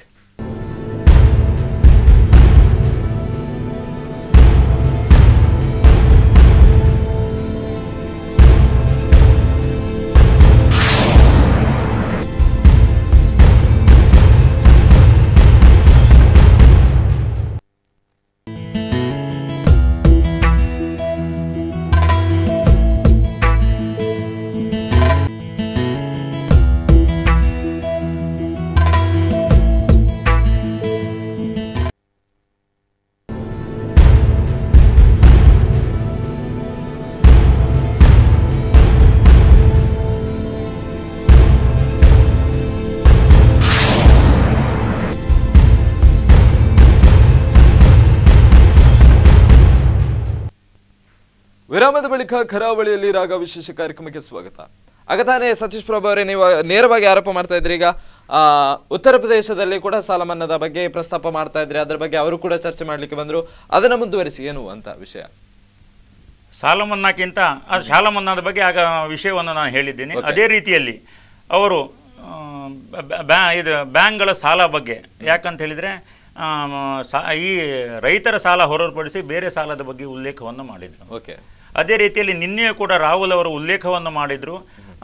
ನೀರವ್ ಮೋದಿ ಇರ್ಬೋದು, ಲಲಿತ್ ಮೋದಿ ಇರ್ಬೋದು, ಪಾರೇಖ್ ಇರ್ಬೋದು, ಮೆಹ್ತಾ ಇರ್ಬೋದು, ಅದೇ ರೀತಿಯಲ್ಲಿ ವಿಜಯ್ ಮಲ್ಯ ಇರ್ಬೋದು, ಇವರೆಲ್ಲರೂ ಕೂಡ ಇವತ್ತು ಆ ಚೌಕಿದಾರ ಸುಮ್ಮನಿರುವುದರಿಂದ ಅವ್ರು ಹೋಗಲಿಕ್ಕೆ ಸಾಧ್ಯ ಆಯಿತು ಅನ್ನೋ ಮಾತುಗಳನ್ನು ಹೇಳಿದರು. ನಾನು ಒಂದು ವಿಷಯವನ್ನು ನೆನಪಿಸ್ಲಿಕ್ಕೆ ಇಷ್ಟಪಡ್ತೀನಿ. 2013ಕ್ಕಿಂತ ಮೊದಲು ಈ ಎಲ್ಲ ಸಾಲಗಳನ್ನು ಅವರು ಪಡ್ಕೊಂಡಿರುವಂಥದ್ದು ಯಾರ ಸಹಾಯದಿಂದ ಮತ್ತು ಯಾರಿಗೆ ದೇಣಿಗೆಯನ್ನು ನೀಡಿಕೊಂಡು ಅವರು ಆ ಸಾಲವನ್ನು ಪಡ್ಕೊಂಡಿರುವಂಥದ್ದು. ಯಾಕಂತೇಳಿದರೆ ಇವತ್ತು ನೀರವ್ ಮೋದಿ ಬಗ್ಗೆ ಅವರು ಉಲ್ಲೇಖವನ್ನು ಮಾಡಿದರು. ಬಹುಶಃ ಅವರು ತಿಳ್ಕೊಂಡಿರಬಹುದು, ಮೋದಿ ಅಂದರೆ ನರೇಂದ್ರ ಮೋದಿ ಮತ್ತು ನೀರವ್ ಮೋದಿ, ಲಲಿತ್ ಮೋದಿ ಒಂದೇ ಹೇಳಿ ತಿಳ್ಕೊಂಡಿರಬಹುದು. ಕೇವಲ ಮೋದಿ ಅನ್ನುವಂಥ ಹೆಸರು, ಮೋದಿ ಅನ್ನೋ ಹೆಸರು ಇರುವುದರಿಂದ. ಗಾಂಧಿ ಅಂತ ಹೇಳಿದ ತಕ್ಷಣ ಎಲ್ಲರೂ ಮಹಾತ್ಮ ಗಾಂಧಿ ಇರುವುದಿಲ್ಲ, ರಾಹುಲ್ ಗಾಂಧಿ ಅಂತವ್ರು ಕೂಡ ಇದ್ದಾರೆ. ಅದೇ ರೀತಿಯಲ್ಲಿ ಮೋದಿ ಹೇಳಿದ ತಕ್ಷಣ ಎಲ್ಲರೂ ನರೇಂದ್ರ ಮೋದಿಯವರ ರೀತಿಯಲ್ಲಿ ಘನತೆ ವ್ಯಕ್ತಿಗಳು ಇರುವುದಿಲ್ಲ. ಲಲಿತ್ ಮೋದಿ ಅವರು, ನೀರವ್ ಮೋದಿ ಅವರು ಇರ್ತಾರೆ ಅನ್ನುವಂಥದ್ದು ಪ್ರಜ್ಞಾವಂತ ಜನತೆ ಗೊತ್ತು, ರಾಹುಲ್ ಅವರಿಗೆ ತಿಳಿದೇ ಇರಬಹುದು. ಆದ್ದರಿಂದ ಯಾವಾಗ ಆ ಚೌಕಿದಾರ ನಿದ್ದೆ ಮಾಡ್ತಾ ಇದ್ದ ಅಥವಾ ಅವರ ಕಿಕ್ ಬ್ಯಾಕ್ ಅನ್ನು ಪಡ್ಕೊಂಡಿದ್ದಾರೆ, ಅಲ್ಲಿಯವರೆಗೆ ನೀರವ್ ಮೋದಿ ಇರ್ಬೋದು, ಲಲಿತ್ ಮೋದಿ ಇರ್ಬೋದು, ವಿಜಯ್ ಮಲ್ಯ ಇರ್ಬೋದು, ಪಾರೇಖ್ ಇರ್ಬೋದು, ಮೆಹ್ತಾ ಇರ್ಬೋದು, ಇಲ್ಲಿ ಸಾಲವನ್ನು ಪಡ್ಕೊಂಡು ಇಲ್ಲಿ ನೆಮ್ಮದಿಯ ಜೀವನವನ್ನು ಮಾಡ್ತಾ ಇದ್ರು, ಐಷಾರಾಮದ ಜೀವನವನ್ನು ಮಾಡ್ತಾ ಇದ್ರು. ಯಾವಾಗ ಚೌಕಿದಾರ ಎಚ್ಚೆತ್ತುಕೊಳ್ತಾನೆ, ನಿಮ್ಮನ್ನು ಯಾವುದೇ ಕಾರಣಕ್ಕೂ ಬಿಡುವುದಿಲ್ಲ, ಡಿಮಾನಿಟೈಸೇಷನ್ ಇರ್ಬೋದು ಅಥವಾ ಇನ್ನಿತರ ಆರ್ಥಿಕ ಸುಧಾರಣೆಗಳ ಮೂಲಕ ಇವತ್ತು ತನ್ನ ಬುಡಕ್ಕೆ ಸಂಚಕಾರ ಬಂದಿರೋ ಮನಗಂಡು ಇವತ್ತು ಪ್ರತಿಯೊಬ್ಬರು ಆ ವ್ಯಕ್ತಿಗಳು, ಮೋದಿ ಇರ್ಬೋದು, ನೀರವ್ ಮೋದಿ ಇರ್ಬೋದು, ಲಲಿತ್ ಮೋದಿ ಇರ್ಬೋದು ಅಥವಾ ವಿಜಯ್ ಮಲ್ಯ ಇರ್ಬೋದು, ಪಾರೇಖ್ ಇರ್ಬೋದು, ಇಲ್ಲಿಂದ ದೇಶವನ್ನು ಬಿಟ್ಟು ಹೋಗುವಂಥ ಇದನ್ನು ಮಾಡಿದ್ರು. ಆದರೆ ಇದಕ್ಕೂ ಕೂಡ ಯಾವುದೇ ಕಾರಣಕ್ಕೂ ನಮ್ಮಲ್ಲಿ ರಾಜಿ ಇಲ್ಲ. ಯಾವುದೇ ವ್ಯಕ್ತಿಗಳನ್ನ ಕಾನೂನಿನ ಆ ಒಂದು ಭಾಷೆಯಿಂದ ತಪ್ಪಿಸ್ಕೊಳ್ಳಿಕ್ಕೆ ಬಿಡೋದಿಲ್ಲ ಅನ್ನುವ ನಿಟ್ಟಿನಲ್ಲಿ ಇವತ್ತು ಸಂಸತ್ತಿನಲ್ಲಿ ಕೂಡ ಅದಕ್ಕೆ ಕಾನೂನನ್ನು ರೂಪಿಸಿಕೊಂಡು ಇವತ್ತು ಅವರ ಏನು ಆಸ್ತಿಗಳು ಇಲ್ಲಿದೆ, ಇಷ್ಟರವರೆಗೆ ಏನಂತಾರೆ ಆಸ್ತಿಗಳು ಮುಟ್ಟುಗೋಲು ಮಾಡಲಿಕ್ಕೆ ಅವಕಾಶಗಳು ಇರಲಿಲ್ಲ. ಅದನ್ನು ಬ್ಯಾಂಕಿಗೆ ವಾಪಸ್ಸು ಪಡೆಯುವಂತಹ ಕಾನೂನು ಏನು ತೊಡಕುಗಳಿತ್ತು ಅದನ್ನು ನಿವಾರಣೆ ಮಾಡಿ ಈ ದೇಶದ ಜನತೆಯ ತೆರಿಗೆ ಹಣಕ್ಕಿರ್ಬೋದು, ಈ ದೇಶದ ಜನತೆಯ ಬೆವರಿಗಿರ್ಬೋದು ನ್ಯಾಯ ಕೊಡ್ತೀನಿ ಅನ್ನುವ ನಿಟ್ಟಿನಲ್ಲಿ ನರೇಂದ್ರ ಮೋದಿ ಅವರು ಇದು ಕೆಲಸ ಕಾರ್ಯಗಳನ್ನು ಮಾಡ್ತಾರೆ. ಬಹುಶಃ ಅದರ ಕಿಕ್ ಬ್ಯಾಕ್ ಅನ್ನು ಪಡ್ಕೊಂಡಿರೋ ವ್ಯಕ್ತಿಗಳಿಗೆ ಇದನ್ನು ಸಹನೆ ಮಾಡ್ಲಿಕ್ಕೆ ಆಗೋದಿಲ್ಲ. ಎಸ್ ಮೊಹಮ್ಮದ್ ಹನೀಫ್ ಅವರೇ, ಅವರು ನಿಮ್ಮ ಪ್ರಶ್ನೆಗೆ ಅಂತಲ್ಲ ಜನಸಾಮಾನ್ಯರ ಪ್ರಶ್ನೆ ಕೂಡ ನೇರವಾದಂತ ಉತ್ತರವನ್ನೇ ನೀಡಿದ್ದಾರೆ. ಯಾಕಂತ ಹೇಳಿದ್ರೆ ನೀರವ್ ಮೋದಿ ಆಗಿರ್ಬೋದು, ಲಲಿತ್ ಮೋದಿ ಆಗಿರ್ಬೋದು, ಎಲ್ಲರೂ ಕೂಡ ದೇಶಕ್ಕೆ ವಂಚನೆ ಮಾಡಿ ವಿದೇಶಕ್ಕೆ ತೆರಳಿದ್ದಾರೆ. ಆದ್ರೆ ಅದರಿಂದ ದೇಶಕ್ಕೆ ಏನು ನಷ್ಟ ಇದೆ ಅನ್ನುವಂಥದ್ದನ್ನು ನಿವಾರಿಸಲಿಕ್ಕೆ ಮೋದಿ ಅವರು ಈಗ ಸಂಸತ್ತಿನಲ್ಲಿ ಹೊಸ ರೀತಿಯಾದ ಕಾನೂನು ತಂದಿದ್ದಾರೆ. ಆದರೆ ಅವರು ಮುಖ್ಯವಾಗಿ ಸಾಲವನ್ನು ಪಡೆದಂತ ಸಂದರ್ಭ ನೋಡಿದ್ರೆ ಅದು ಕಾಂಗ್ರೆಸ್ ಪಕ್ಷ ಇರುವಂತಹ ಸಂದರ್ಭದಲ್ಲಿ ಆಡಳಿತದಲ್ಲಿ. ಹಾಗಾದ್ರೆ ಬೆಳೆಸಿದಂತವರು ನೀವು, ಈಗ ನಿಮಗೆ ಮುಳ್ಳಾಗ್ತಾ ಇದೆಯಾ? ಸುಳ್ಳನ್ನು ಎಷ್ಟು ಚಂದವಾಗಿ ಪ್ರತಿಪಾದನೆ ಮಾಡಬಹುದು ಅಂತ ಹೇಳಿ ಬಿಜೆಪಿಯವರನ್ನ ಕಲಿಬೇಕು. ಹೇಳಿ. ಈಗ ನೋಡಿ, ಇರಾಕ್ನಲ್ಲಿ ICS ನಿಂದ ಅಷ್ಟು ಮಂದಿ 4 ವರ್ಷಗಳ ಹಿಂದೆ ಹತ್ಯೆ ಆದವರು, ಅದನ್ನು ಮುಚ್ಚಿಟ್ರು. ಇವರ ಸರ್ಕಾರದ ಅಡಿಯಲ್ಲೇ ಇವರಿಗೆ ಗೊತ್ತಿದ್ದು ಕೂಡ ಅದನ್ನು ಮುಚ್ಚಿಟ್ಟು ಈಗ ಅದನ್ನು ಒಪ್ಪಿಕೊಳ್ತಾರೆ. ಅನ್ನಿಲ್ಲ, ಅದೇ ಮಾತಾಡಬೇಡಿ. ಅದೇ ರೀತಿ ಈಗ ಒಂದು ಬ್ಯಾಂಕಿನಿಂದ ಸಾಲ ತೆಗೆಯುವಂಥದ್ದು ಪೂರ್ವಭಾವಿಯಾಗಿ ಒಂದು 10 ಲಕ್ಷ ತೆಗಿಬಹುದು ಅಥವಾ 1 ಕೋಟಿ ತೆಗಿಬಹುದು. ಈ ಮತ್ತೆ ಕಂಟಿನ್ಯೂಸ್ ಪ್ರೊಸೆಸ್. ಈ ಕಂಟಿನ್ಯೂಸ್ ಪ್ರೊಸೆಸ್ ಇಷ್ಟು ಜಾಸ್ತಿ ಕೋಟಿಗಳು ಎಲ್ಲ ಈ ಇಷ್ಟು ಮಂದಿಗೂ ಕೂಡ ಲೋನ್ ಗ್ರಾಂಟ್ ಆದದ್ದು ಈಗಿನ ಭಾಜಪ ಸರ್ಕಾರದ ಅವಧಿಯಲ್ಲಿ. ಅದನ್ನು ಅವರಿಗೆ ಮಾಡಿ ಖಾಲಿ 4 ಮಂದಿ ಹೆಸರು ಹೇಳಿದರು. 350 ಮಂದಿ ಶ್ರೀಮಂತರು ಇದೇ ಚೌಕಿದಾರನ ನಿದ್ದೆ ಮಾಡುವಾಗ ದೇಶ ಬಿಟ್ಟು ಹೋಗಿದ್ದಾರೆ. ಇವರ ಸೆಂಟ್ರಲ್ ಗವರ್ಮೆಂಟ್, ಇವರ ಪಾಸ್ಪೋರ್ಟ್ ಇದೆ, ಇವರ ವಿಶೇಷ ಇದೆ, ಎಲ್ಲ ಇದೆ. ಇಲ್ಲದ್ರೆ 350 ಮಂದಿ ಇವರ ಬೆಂಬಲ ಇಲ್ಲದೆ ರಾಷ್ಟ್ರ ಬಿಟ್ಟು ಹೋಗ್ತಾರ ಶ್ರೀಮಂತ ಸಾಲ ತೆಕ್ಕೊಂಡವರು. ಈಗ ಅದಕ್ಕೆ ಸ್ಪೆಷಲ್ ಪ್ರಾಪರ್ಟಿ ಲೋನ್ ತೆಕ್ಕೊಂಡವರ ಆಸ್ತಿಯನ್ನು ಅದು ಅವರ ಹೆಸರಲ್ಲಿ ಇರಲಿ, ಅವರು ಅದಕ್ಕೆ ಅಡವು ಕೊಟ್ಟಿರಲಿ ಅಥವಾ ಇಲ್ಲದೇ ಇರಲಿ, ಅವರ ಸ್ವಂತ ಆಸ್ತಿ ಇದ್ದರೆ ಅದನ್ನು ತೆಕ್ಕೊಳ್ಳುವಂಥ ಎಲ್ಲ ಜನಸಾಮಾನ್ಯರದ್ದು ಸಣ್ಣ ಪುಟ್ಟ ಕೋರ್ಟಲ್ಲಿ ಸೂಟ್ ಮಾಡಿ ಇಲ್ಲಿ DRTಯಲ್ಲಿ ಮಾಡಿ ಏನೆಲ್ಲ ಮಾಡ್ತಾರೆ. ಏನು ಇಷ್ಟು ಶ್ರೀಮಂತರು ತೆಕ್ಕೊಳ್ಳಿಕ್ಕೆ ಆಗ್ತದೆ? ಅದಕ್ಕೆ ಸ್ಪೆಷಲ್ ಲಾ ಬೇಕಾ?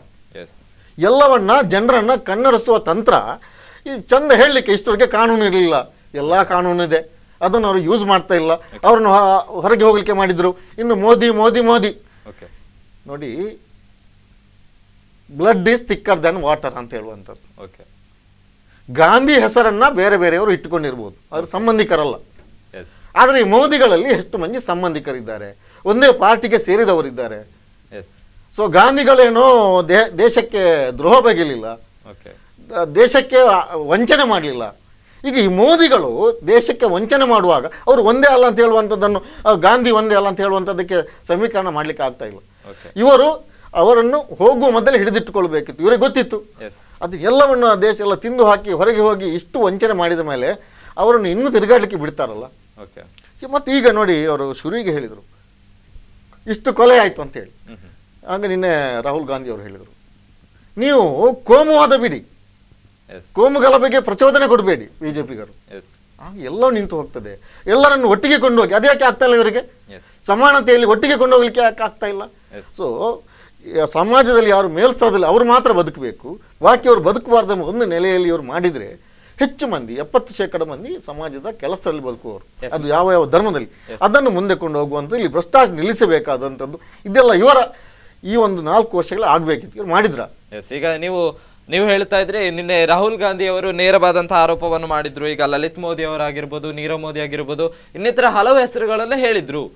ಅದು ನಿಜವಾದದ್ದು, ಎಲ್ಲ ಬಂದಿದೆ, ಎಲ್ಲ ಅದನ್ನು ಇನ್ನೊಮ್ಮೆ ಜನರಿಗೆ ನೆನಪು ಮಾಡಿಕೊಟ್ಟದ್ದು. ಓಕೆ, ಹಾಗಾದ್ರೆ ಕಾರ್ತಿಕ್ ಚಿದಂಬರಂ ಅವರ ಹೆಸರು ಕೂಡ ಹೇಳ್ಬೋದಿತ್ತಲ್ವಾ? ನೋಡಿ, ಕಾರ್ತಿಕ್ ಚಿದಂಬರಂ ಕಾನೂನು ಹೋರಾಟ ಮಾಡ್ತಾ ಇದ್ದಾರೆ. ಈಗ ನಮ್ಮ ಇಲ್ಲಿಯ ಕರ್ನಾಟಕದ ಒಂದು ಮಿನಿಸ್ಟರ್ ಮೇಲೆ ಕೂಡ ITI ದಾಳಿ ಮಾಡಿದ್ರು.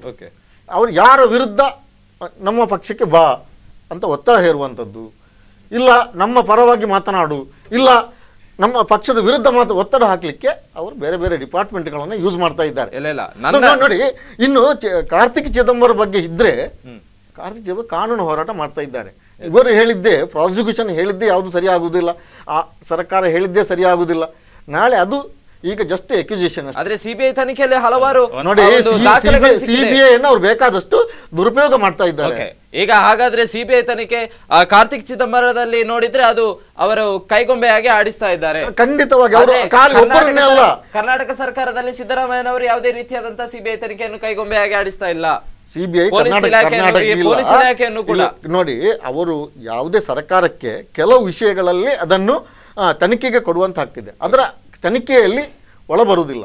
ಈಗ ಕಾಂಗ್ರೆಸ್ ಗವರ್ಮೆಂಟ್ ಸಿಬಿಐಯಲ್ಲಿ ಸೆಂಟ್ರಲ್ ಇರುವಾಗ ದುರುಪಯೋಗ ಮಾಡಲಿಲ್ಲ.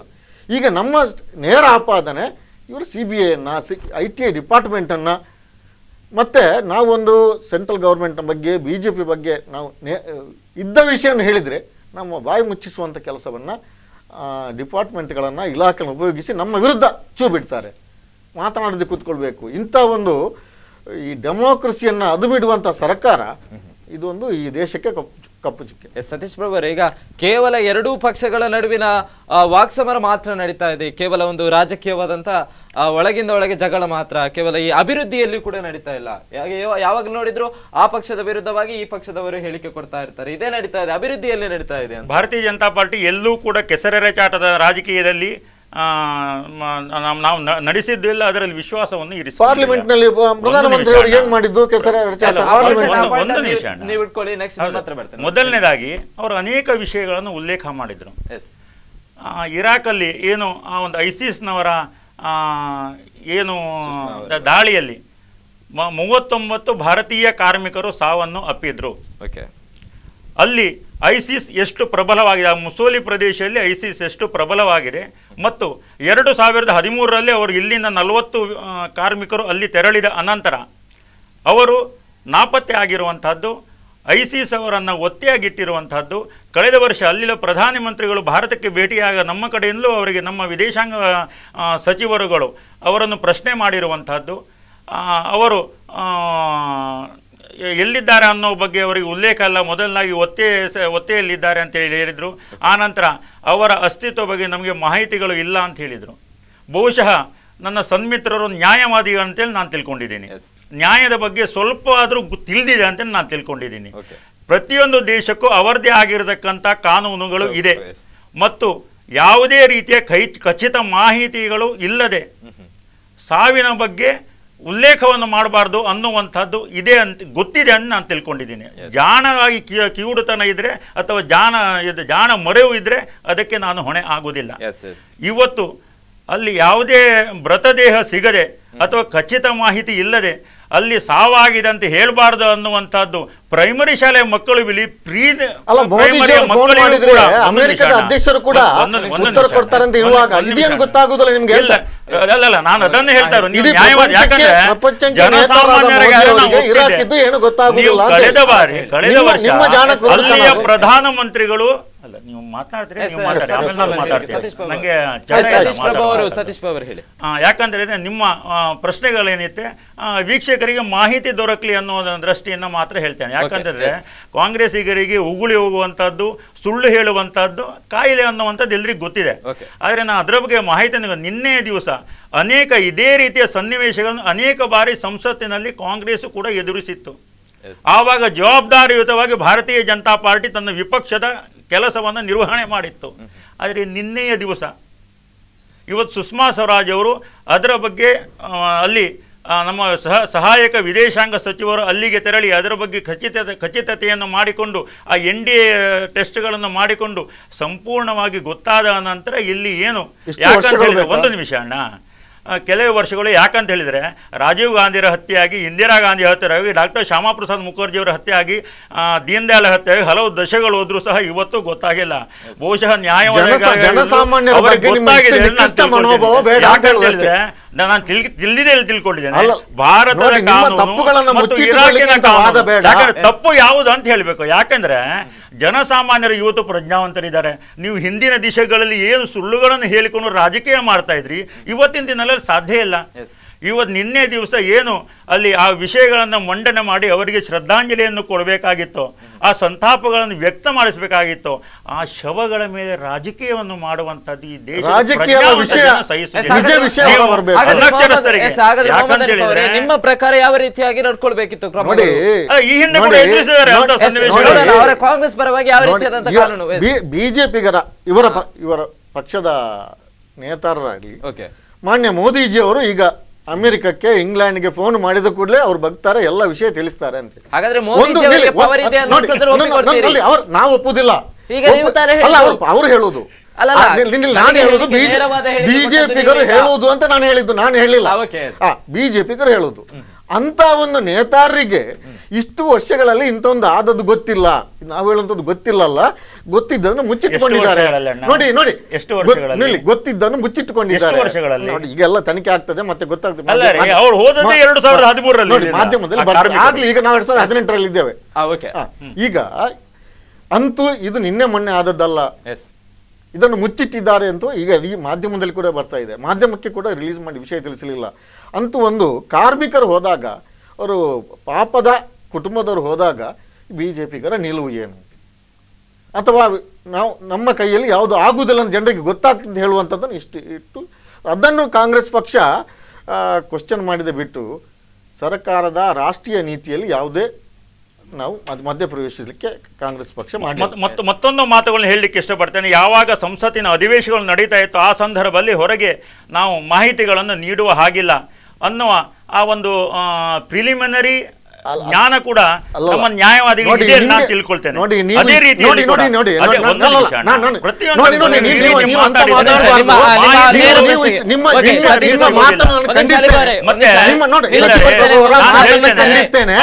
ನೋಡಿ, ಅವರು ಇಷ್ಟೊಂದು ಹಿರಿಯ ಒಂದು ಪೊಲಿಟಿಷಿಯನ್ ಆಗಿ, ಸೊ ಅವರದೇ ಸರ್ಕಾರ ಇಷ್ಟು ಲೇಟ್ ಆಗಿ ತಿಳಿದ ವಿಷಯವನ್ನ ಮೊದಲೇ ಹೇಳಬೇಕಾದನ್ನ ಮುಚ್ಚಿಟ್ಟು ಇಷ್ಟು ವರ್ಷಗಳಲ್ಲಿ ಈಗ ನಾವು ಇದರಲ್ಲಿ ಪಾರ್ಲಿಮೆಂಟ್ ನಲ್ಲಿ ಹೇಳ್ತಾ ಇದ್ದಂತ ಅವರಿಗೆ ಗೊತ್ತಿರಬೇಕಿತ್ತು. ಸುಳ್ಳುಗಳನ್ನ ಪದೇ ಪದೇ ಮಾಡಿದ. ಸೊ ಇವರಿಗೆ ಏನು ಟ್ರೈನಿಂಗ್ ಕೊಟ್ಟಿದ್ದಾರೆ ನೋಡಿ. ನಾನೊಬ್ಬ ಪ್ರೊಫೆಷನಲ್ ಆಗಿರ್ಬೋದು, ನಾನು ಈಗ ಕೋರ್ಟ್ ನಲ್ಲಿ ನಾವು ವಾದ ಮಾಡ್ತೇವೆ, ನಿಜ ವಿಷಯವನ್ನ ಕೆಲವು ವಿಷಯಗಳನ್ನ ಪೊಲೀಸರು ಚಾರ್ಜ್ ಶೀಟ್ ಅಲ್ಲಿ ಹಾಕ್ತಾರೆ. ಮತ್ತೆ ಈಗ ಇದು ವಿಷಯ ಇಷ್ಟು ವರ್ಷ ಒಂದು ಪ್ರಾಸಿಕ್ಯೂಷನ್ಗೆ ಅಥವಾ ಜನರಿಗೆ ತಿಳಿಸುವಂಥ ಕೆಲಸವನ್ನು ಬಿಜೆಪಿ ಕದ್ದು ಮುಚ್ಚಿಟ್ಟು ಮಾಡಿದಾಗ ನಾವು ಹೇಳಿದಾಗ ಇವರಿಗೆ ನನ್ನ ಪ್ರೊಫೆಷನ್ ಮೇಲೆ ಹೇಗೆ ಬರುವುದು? ನೋಡಿ ನೋಡಿ ಇಷ್ಟು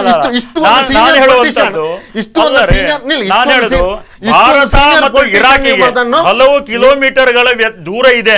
ಅದು ಈಗ ಒಂದು ಸೆಕೆಂಡ್ ಇಂಗ್ಲೆಂಡಿನ ಬಗ್ಗೆ ಉಲ್ಲೇಖವನ್ನು ಮಾಡಿದ್ರಿ, ಅಮೆರಿಕದ ಬಗ್ಗೆ ಉಲ್ಲೇಖವನ್ನು ಮಾಡಿದ್ರಿ, ಬೇರೆ ಬೇರೆ ದೇಶಗಳಿಗೆ ಬೇರೆ ಬೇರೆ ಆಗಿರ್ತಕ್ಕಂಥ ಇದು ನಿಮ್ಮ ಅನಿಫ್ ಅವರೇ, ಈಗ ವಿದೇಶದ ಬಗ್ಗೆ ನಾವು ನೋಡ್ತಾ ಇದ್ರೆ ಅದು ಕೇವಲ ರಾಜ್ಯಗಳ ನಡುವಿನ ಸಂಬಂಧ ಅಲ್ಲ, ವಿದೇಶಗಳ ನಡುವೆ ಹಲವಾರು ಒಂದು ಕ್ರಮ ಕೈಗೊಳ್ಳಲಿಕ್ಕೆ ಜಾಸ್ತಿ ಇರಬಹುದು. ಆದ್ರೆ ನಿಜ ವಿಷಯವನ್ನ ಇರಾಕಿನಲ್ಲಾದ ನಿಜ ವಿಷಯವನ್ನ ತಿಳ್ಕೊಂಡು ಇವರ ರಾಯಭಾರಿ ಇದೆ, ಅದನ್ನು ತಿಳ್ಕೊಂಡು ಜನರಿಗೆ ತಿಳಿಸಲಿಕ್ಕೆ ಅದ್ರ ಬಗ್ಗೆ ಕಂಟಿನ್ಯೂ ಮಾಡುವ. ಅದಕ್ಕಿಂತ ಮುಂಚೆ ಕಾರ್ಯಕ್ರಮದಲ್ಲಿ ಚಿಕ್ಕದೊಂದು ವಿರಾಮ ತಗೊಳ್ಳುವಂತ ಸಂದರ್ಭ ಆಗಿದೆ. ಯಾಕಂತ ಹೇಳಿದ್ರೆ ಚರ್ಚೆಗಳು ಹಲವಾರಿದೆ, ಅದನ್ನು ಮುಂದಿನ ಭಾಗಗಳಲ್ಲಿ ವೀಕ್ಷಿಸೋಣ. ಸಕ್ಕದೊಂದು ಬ್ರೇಕ್.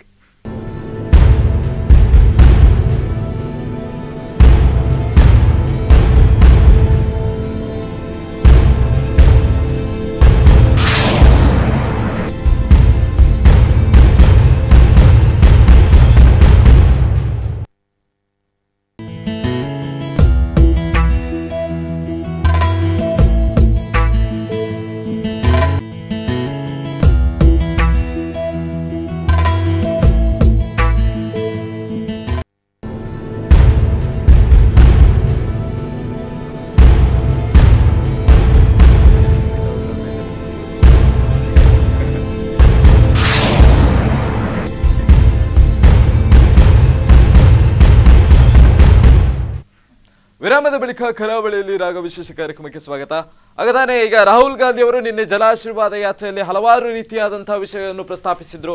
ಆದರೆ ಪ್ರಮುಖವಾಗಿ ನೋಡ್ತಾ ಹೋದ್ರೆ ಈಗ ರಾಜಕೀಯ ವಿಷಯದ ಬಗ್ಗೆ ಮುಂದೇನು ಚುನಾವಣೆ ಬರ್ತದೆ ಅದರ ಬಗ್ಗೆನೂ ಕೂಡ ಪ್ರಸ್ತಾಪ ಮಾಡಿದ್ರು. ಆದರೆ ಜಿಲ್ಲೆಯಲ್ಲಿ ನಡೆದಿರ್ತಕ್ಕಂತಹ ಹತ್ಯೆ ಬಗ್ಗೆ ಯಾವುದೇ ರೀತಿಯಾದಂತಹ ಪ್ರತಿಕ್ರಿಯೆಗಳು ಬರ್ತಾ ಇಲ್ಲ ಅನ್ನುವಂಥ ಮಾತುಗಳು ಕೂಡ ಅಲ್ಲಲ್ಲಿ ಕೇಳಿ ಬರ್ತಾ ಇದೆ. ಅದರ ಬಗ್ಗೆನೂ ಕೂಡ ಚರ್ಚೆಗಳು ಈ ಭಾಗದಲ್ಲಿ ಮುಂದುವರಿಸ್ತೇನೆ. ಈಗ ನಿನ್ನೆ ಮೊಹಮ್ಮದ್ ಹನೀಫ್ ಅವರೇ, ನಿನ್ನೆಯಲ್ಲಿ ಅವರು ಭಾಷಣ ಮಾಡಿದಂತಹ ಸಂದರ್ಭದಲ್ಲಿ ಹಲವಾರು ರೀತಿಯಾದಂತಹ ಮೋದಿಯ ಟೀಕೆಯನ್ನು ಮಾತ್ರ ಮುಂದಿಟ್ರು.